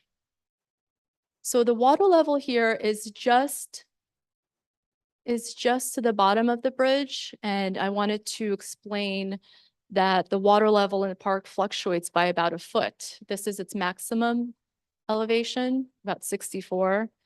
And this is the elevation during, the rainy seasons when all the drain lines are emptying into the lake and the lake's water level is higher. But during summers, during droughts, this water level will be only about a foot lower. And we have to maintain that water level to avoid any sort of habitat loss. Also wanted to point out that just beyond is that rustic structure, the existing summer house that exists here. It's also made out of wood. And as currently designed, the bridge is just going to take small emergency vehicles so that we could keep it on the smaller side. This is the elevation of the bridge. We're still working through the details with our structural engineer, all of the steel supports, the timber rail, and then the foundation.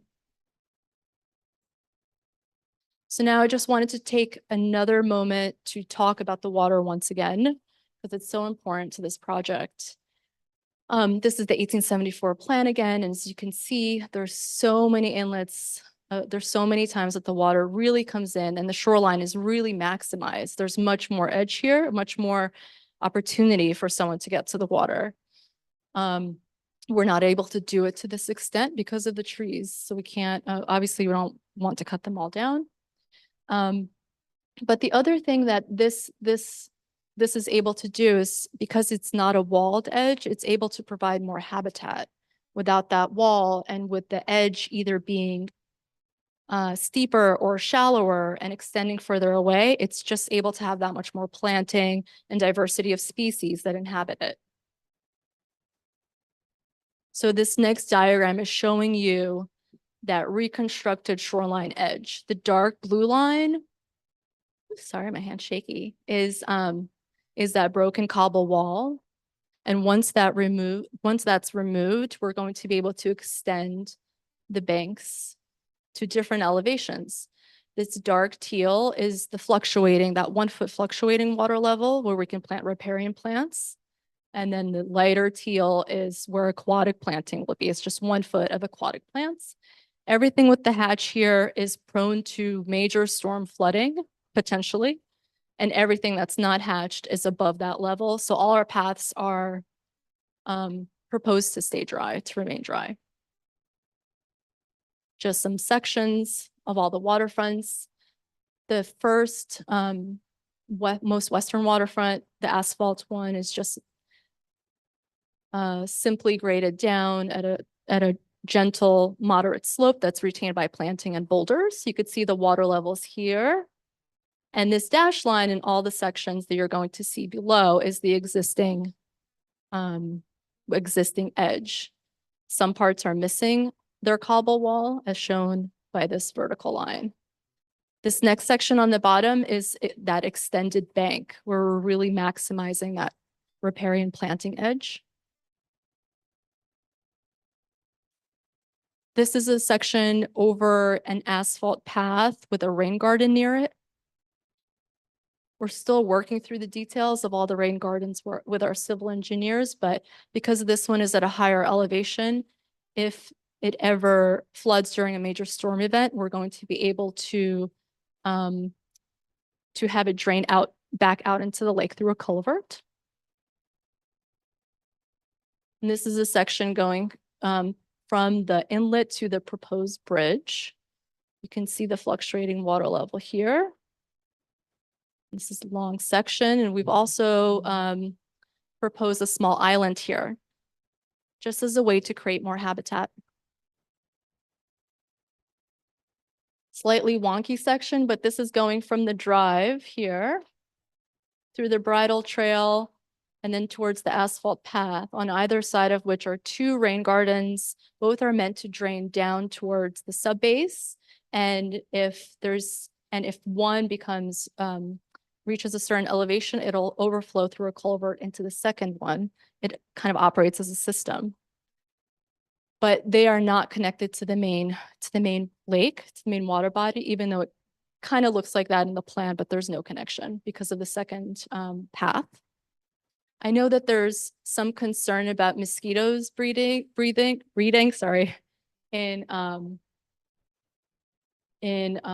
in water, but we work closely with the Department of Health to control certain outbreaks during various seasons. And I think it's also going to be really important for the Alliance to maintain these rain gardens going forward. We'll have to make sure that sediment is taken out periodically and that dead planting and trash is also removed. This is a diagram showing you those various planting typologies. You have aquatic plants submerged in water, then riparian planting between 63 and 64, and then upland planting. And now just showing you our typical species that are already found in the park. We tend to stick to things that thrive. Maples, birches, hollies for trees, canopy trees. And then shrubs will include things like dogwoods and winterberry. The riparian plant palette, which is those plants that can sustain fluctuating water, will include cardinal flower, ferns, milkweeds, irises. And then the aquatic plant palette, we're proposing pickerelweed, Sagittaria, Zizia. For the materials, we're sticking to what's already found in the park, since it's historic and landmarked. So typical materials, typical furnishings. And we're also going to adjust the lighting plan a little bit. We have to use the DOT B9 light poles, which are security poles. We'll be bringing them closer to the paths for safety. And we're going to ask DOT to potentially amend the bulbs themselves so that they're more pollinator friendly. And that concludes my presentation. Thank you. Thank you so much. I just want to check if we have any public testimony. Jenna, do we have anybody signed up remotely? We do not have anyone signed up remotely to testify. Is there anyone within the Zoom room who's here to testify? If so, please use the raise hand feature at the bottom of your screen. I see no members of the public here to testify, so we may proceed. Thanks. Thank you. There are no members in person. Unless there are, please raise your hand. Okay, I'm going to hand it over to you, Commissioner. Okay, commissioners, any questions or comments for the team? And Lori and Isabel, opening for you as well. Yeah, I would like to start, if that's okay. Yeah, please. Thank you for the presentation. This is a very important project. I live around here. I see this area flooded all the time. And why the desire paths get formed, because people are trying to skip the muddy areas. So I think this is highly needed and very welcome that you're doing all of this and thinking about ecology and creating and encouraging ecosystems. I think your revised presentation has addressed a lot of my questions regarding elevations and how water levels are going to work. So I appreciate that additional level of clarification. I guess the one question I have for you is that I found the original plan of this area from the 1800s with the different water inlets to be very interesting in terms of how it creates very unique environments for people to visit, in terms of how it provides different areas for the water to go. And I would imagine encourages, yes, this plan, quite a lot of ecosystem forming. And I would like to hear your thoughts on why are you not carving into this area more than you are and trying to not take it back to this original plan, because this eats up a lot of usable space. But I almost feel like the way you're bringing water in is a little bit shy. And I wonder if there's ways to bring more water in. And again, through the use of these paths with outlets and bridges, still make the space usable, but perhaps make it a little bit richer from an ecosystem perspective.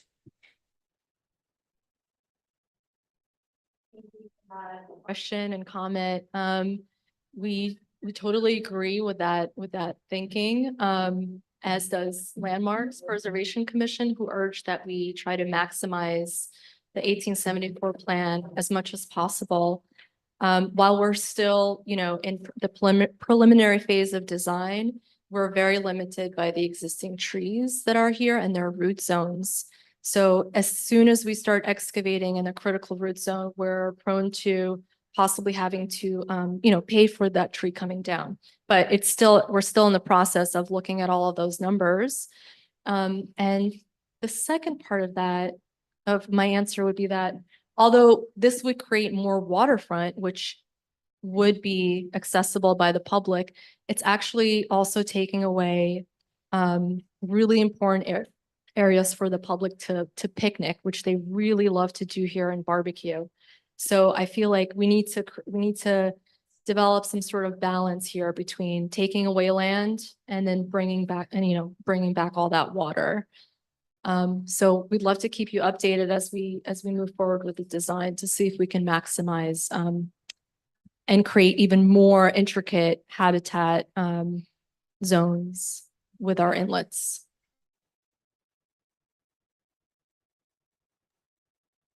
Thank you. This is a beautiful project. I agree with Isabel. And also about trying to achieve that additional, all this kind of articulation around the edge if possible, but I understand you're doing your best to do that.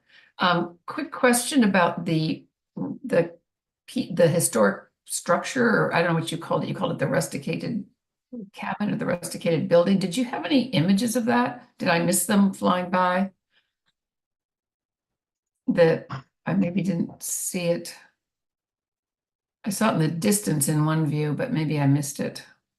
Right. So these two, I think, Christian, correct me if I'm wrong, but this is the summer shelter. It's the one next to the sun.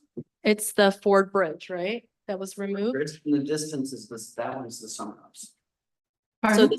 So I'm sorry, this one is no longer there. It was kind of in the middle of the lake. Okay. This is the summer house, which is still there. And just beyond it was the Ford Bridge, which was removed when that inlet was filled in. Do you have better photos of the one that's still there? I mean, this is 1909, right? Let me see. The summer house that's still there? Yes. I do not have that in a photo. I only have that in a rendering. Because you were referencing it with your bridge here. Mm-hmm. And I was just wanting, and you said it was in the distance, but I can't really see the rustic shelter. And I was curious about that. And is it still operational? Just kind of interested in what's going on with that. And then also how it relates structurally to the bridge, the timber bridge. Yeah, it's still operational. We could send you the photographs. It's, very near here, this phase. When was the last time that it was restored, Christian? It was restored in 1997 with cedar. Okay. It'd be great to just see that, like how you're reflecting it in the bridge and, just curious about it. Thank you. Thank you.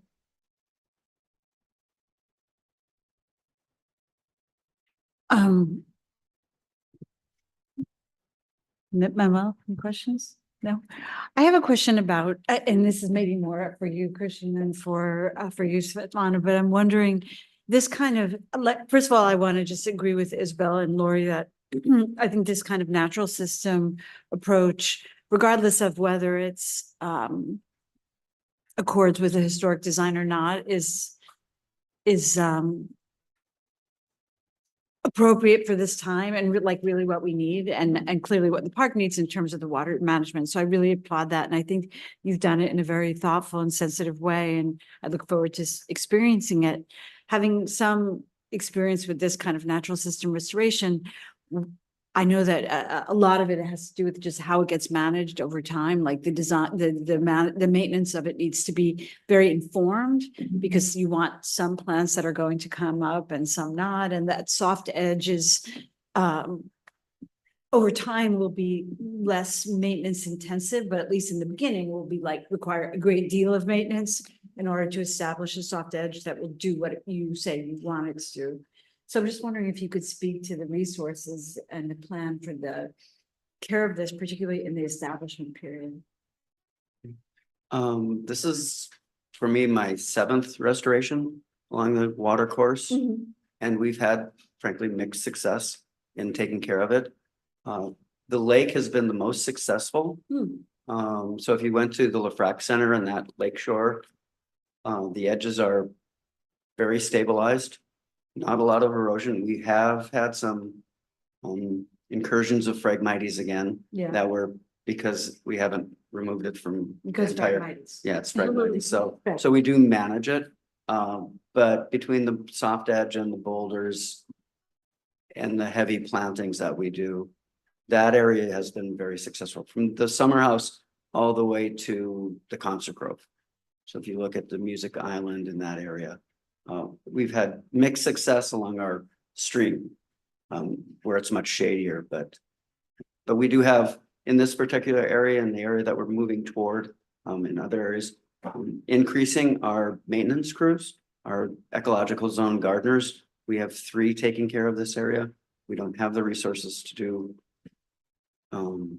that everywhere, but the focus is to increase that as we move ahead with our restoration efforts now, as opposed to just we build it and then somebody takes care of it. Right. We have to, we're increasing our endowment, which is, we have a big campaign now that we're increasing our endowment, and majority of that endowment, this piece is going toward the landscape management department. Oh, So, is that right? so the focus is definitely moving toward that. That's exciting. Yeah. Because I think, making this kind of investment, it's so huge for everyone, for parks, for Prospect Park, and it could fail so easily without. And it has. Right, yeah, I've seen that. yeah. Our ravine, upper ravine has done pretty well. It's fenced off. This will not be fenced off, but that whole, it's a phased project. We hope it's only 5 phases, the whole shoreline, but we'll be able to manage it slowly. And do you anticipate that part of the establishment will require keeping this area fenced, or how will you manage that? Because We generally, so after construction, we'll have protection from the water line. Probably orange fencing in the water, and then the lines that you tie, because we need to stop the geese from Right. cruising in and the ducks from Yeah. going down. And then we'll have a fence along the shoreline to keep the public away for a year guarantee period. And we've had a long experience in picking the right type of plant material that's been successful along our edges, so they should establish pretty quickly as well. And the idea is, as Svetlana said, we want to give back the land mass where people congregates, and then they can move along to the shoreline. It is that tricky balance Right. that we have. Because they won't have access initially, right? And they won't, and this is a very densely populated Yeah. neighborhood that, it's not like the Long Meadow. Here Yeah. it's all lake, there it's all land. Right. So it's that balance that we're trying to negotiate. I know you'll have signage, obviously. Will you inform users why they are not able to? And we've had a lot of community outreach. We've had numerous meetings, public meetings where we go out to them, go out to the neighborhoods, go out to Prospect Lovers Gardens, Kensington, Midwood. We've talked to a lot of people. So folks know about it. People know about about it, it. mostly because of the flooding. Yeah, right. So the fact that their big concern is, are we taking care of that flooding, especially the Kensington neighborhood? Of course. So they're very excited about this. Yeah, I imagine. Well, thank you for that, because I think, when you do something really bold like this, it requires a level of maintenance that's commensurately big. So, yeah. All right. So no more comments with that. I will now take a roll call vote on item 2, and let me make sure I'm on the right item. 28931. Commissioners, when I call your name, please state your vote. Isabel Casilla. Approved. Lori Hawkinson. Approved. Bill Heinzen. Approved. Carrie Maloney. Approved. Manuel Miranda. Approved. And I also approve. So let the record show all are in favor, and the recommendation, this non-binding recommendation will be made for the vote at the September 16th PDC meeting. Thank you, team, for this beautiful project. Beautiful. Okay. Are we ready for? Our next presentation is coming up. It'll be for committee. Thank you for your patience.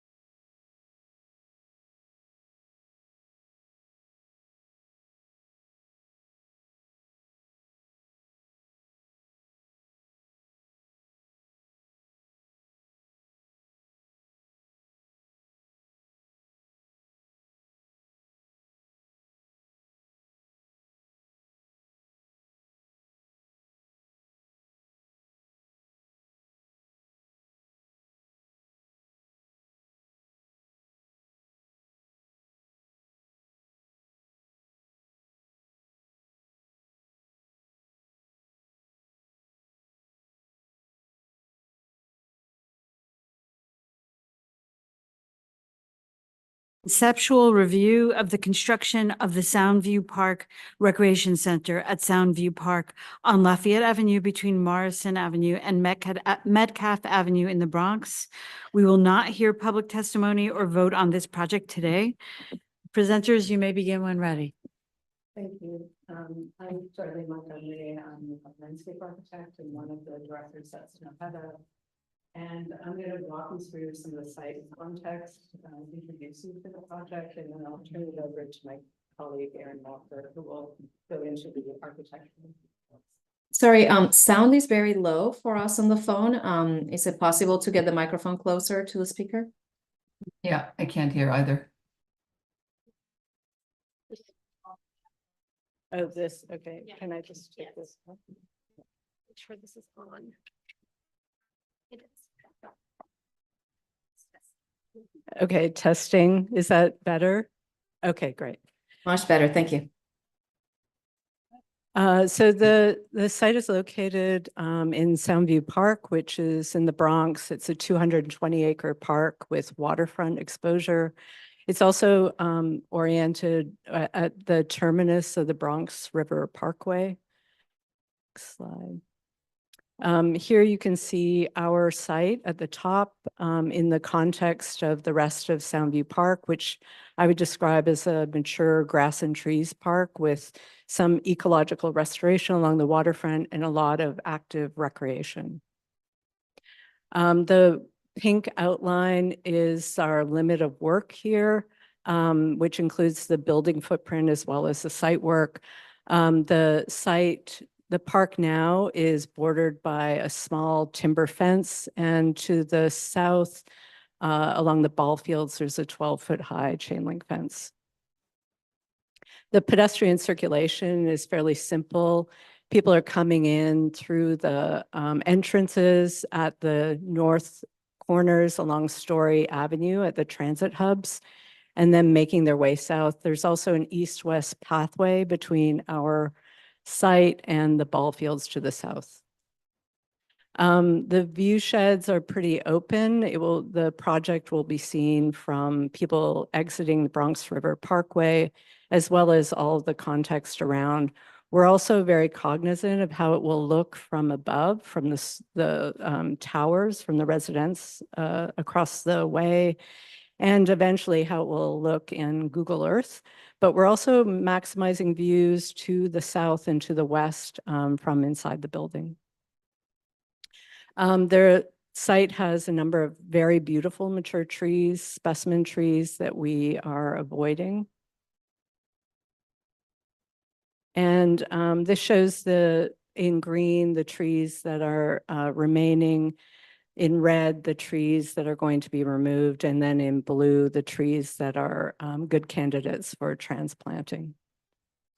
We're siting the building at the high point in the park. There is some adjacent flooding, mostly on Story Avenue, so we're taking that into consideration. We're also working with our civil engineers to mitigate stormwater excess.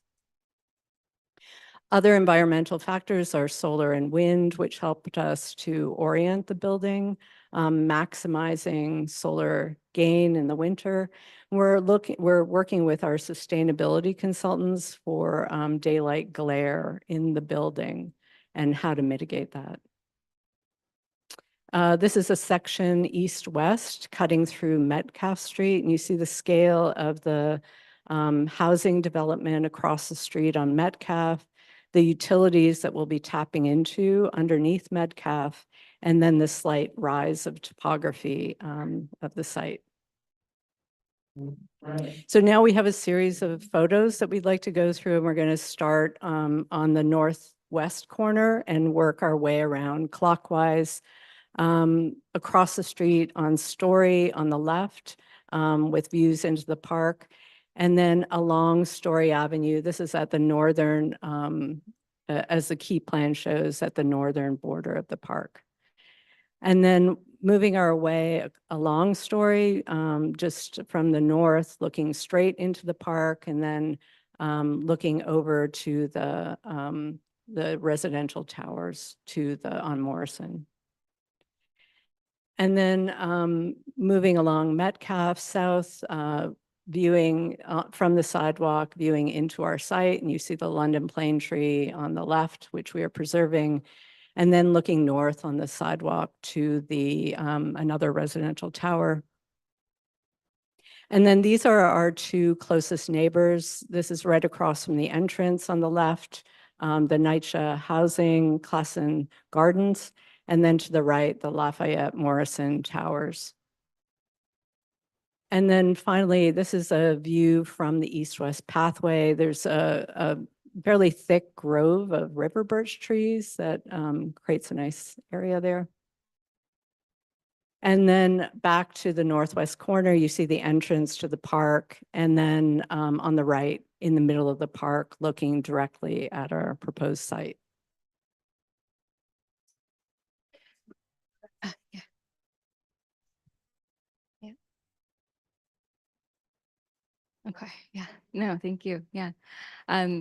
The project has many goals. We're also held to many local laws, but among those goals, we have a few sort of underlying guiding principles, such as inclusivity, enrichment, connection to nature, as we are building in a park, and also treating this facility as a gateway to Soundview Park or as a trailhead. We've been working very hard as a team. We're landscape architects and architects together to figure out how the building meets the ground and how it will be welcomed into the park. So we've sculpted it with setbacks and massing in a way that is more welcoming from each side. So as you can see with this massing diagram, the building sets back above the ground floor. That's the largest floor plate, giving a much lighter volume above the base of the building. We're also maximizing the upper roof for solar collection in compliance with local laws for sustainable roofing zone and just trying to generate as much on-site renewables as possible. We also have a hybrid geothermal system. So our rooftop can be free of mechanical equipment, which is great for visibility and acoustics. That equipment's located on the third floor in a well. And we will also feature a cool roof where the building sets back and have electric vehicle charging stations for the park's parking lot. On the site plan, you see the entrance and exit is from Metcalf Street. South of the building, there is a parking area for 3 DPR vehicles, which will be fenced in. And then to the left of that is access to public restrooms. We're trying to maintain as much green on the site as possible and not make our insertion look like it's a placemat that's put into the existing park. We have chosen tree species by species that are already thriving on the site as a way of blending in better to the park. And the paving is mostly cast in place asphalt right now. We're proposing to match that and to add some cast in place concrete. Within the rec center, there's several different program offerings, but the majority of this is made up by the exercise program. There's also a multi-purpose educational program aspect, as well as parks staff offices and supporting programming. So while this diagram is sightless, it was helpful for the team just to identify adjacencies and desired visibility, views inside and outside. We'll go through the series of floor plans, but just a quick note to preface, these plans at this point they're 6 weeks old. These were issued as part of our SD final submission. So while they've been refined and iterated since this submission, the general distribution of program remains the same. So at the ground floor, we have the largest exercise program. You can see that the cardio has a strong presence from along Metcalf at the building entry, and then the gymnasium at the northwest corner serves as a beacon from Story Ave in the north. The lockers and elevators and the circulation within the building is centrally located. Strength room has a presence from the park, and then the incoming services are along Metcalf. So wayfinding, intuitive wayfinding was really helpful in the organization of this plan. Moving upstairs, the main stair that you see nearest the entrance, this has also been refined, but it's meant to sort of draw visitors up with active design as they are able. We have the balance of the exercise program on the second floor and the staff offices. And then on the third floor, we have the multi-purpose program. These are the educational rooms, classrooms, after-school program, as well as a media lab. You can see that mechanical well at the northeast corner, which is accessed from the roof above. We're really trying to maximize the area here for the solar array. In section looking north, you can see the difference in height of the two volumes. The gymnasium, the long span structure is sort of independent of the taller three-story volume, which wraps around the south and the east. You can also see sort of the scale of the building relative to the trees on site. And currently we're showing a parapet, a 42-inch tall parapet. The team is looking at that also and just sort of the impact to the visibility and the appearance of the building. You can see the setback also at the south here.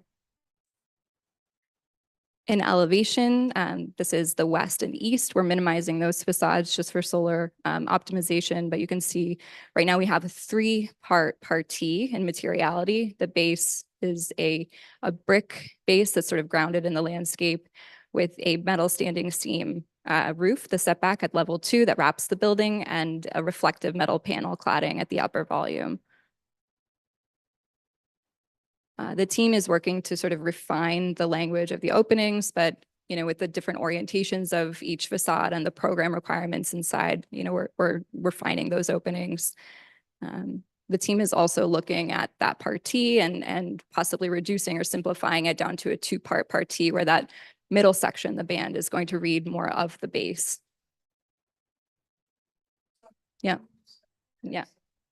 Yes, so that midsection, or where we have the setback roof rendered in the with the metal standing seam, the team is looking at the materiality of that and if it belongs more to the base. So simplifying the partie and having it be more of a 2-part as opposed to 3 different materials. So in this image, this is from the northeast at the approach along Metcalf. You could see the entrance is visible. One of the sort of concepts that we're working to develop is for the interior program really to express itself on the exterior. So use of color and light from the interior, just so that you can read sort of the different program suites from the outside. Yeah. Apropos your comment from the previous image. Yes. What you're looking at is the materiality of everything above that kind of center line. Yeah, and so like the light or the colors from the interior Right. kind of expressing on the outside. I see. Yeah. Thank you. Mhm. And this view is from the northwest approach where you can see the gymnasium and also the track, which is a suspended level above the gym, expressed with a ribbon window, sort of wrapping the gym. At the southwest, again, you can see how that band is sort of tracking around the building. So there's really meant to be no back face to the building. It's experienced on all sides. That was really important. Even the softened corners on the ground floor just allows for sort of an ease of circulation and navigation around the building.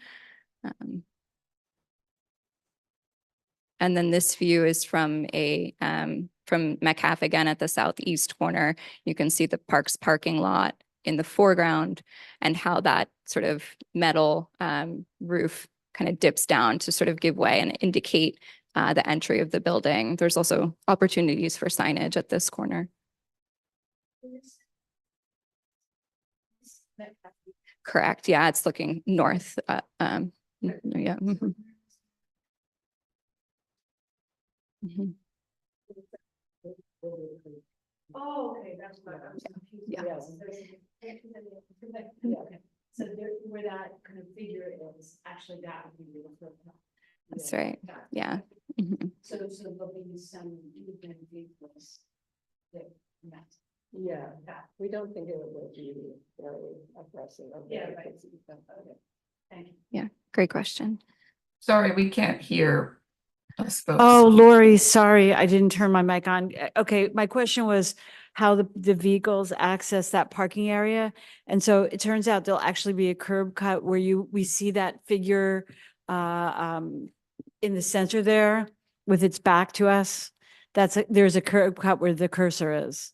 And that's how vehicles will access that fence lot to the left. Got it. Thanks. Thank you. The park has a big sky feel, and the team has looked to the sky and the horizon and the ground as sort of inspiration for the different levels within the building. Again, that the base or the ground floor will be of a more durable and tactile brick masonry cladding, something that has a texture and a quality to it upon approach where you can get very close to the building. And then above, looking for a sort of reflective metal panel cladding, something simpler and something that will reflect the sky and really minimize the volume or the appearance of the volume. Yes. What will the roof be is the question I asked. Thank you. Yeah, the setback roof right now, it's a metal standing seam roof. But again, the team is looking at refinements and sort of understanding that expression as simplifying that and not having its own identity, but kind of blending in, being more of the base. So while we're looking right now at sort of the finishes and the colors and the expression of that, we'll need to sort of develop what that material is, if that also remains as the standing seam, or yeah, we're looking into that. So the general strategy, I'm assuming, will be a more kind of rusticated material. That's right. In the lower. Yeah. And then the roof, that a seam roof and above more refined. Yeah, exactly. Yes. Yeah. So just to hone in on that question that Deborah asked, so the bottom L1 is the brick, and then L2 and L3 would be a similar material. That's what you're exploring? L2 and L3 will still remain the metal cladding, and that's the lighter, more reflective material. It's the L2 roof that's also right now, it's reading as a different color or a different finish metal, but we'd like the finish of it to read like the darker brick. I see. Oh, okay. So it would be, okay. Well, we'll look forward to seeing how you resolve that. Thanks, Lori. Yeah. I mean, I like the examples you're showing of the brick, that's not just kind of standard brick. I hope you can do that. Yeah. And, I appreciate the care with which you're designing this. I don't know if we're summarizing. I don't want to cut into your presentation. I should let you finish. No, that's great. We just have 2 more slides that sort of build on that idea.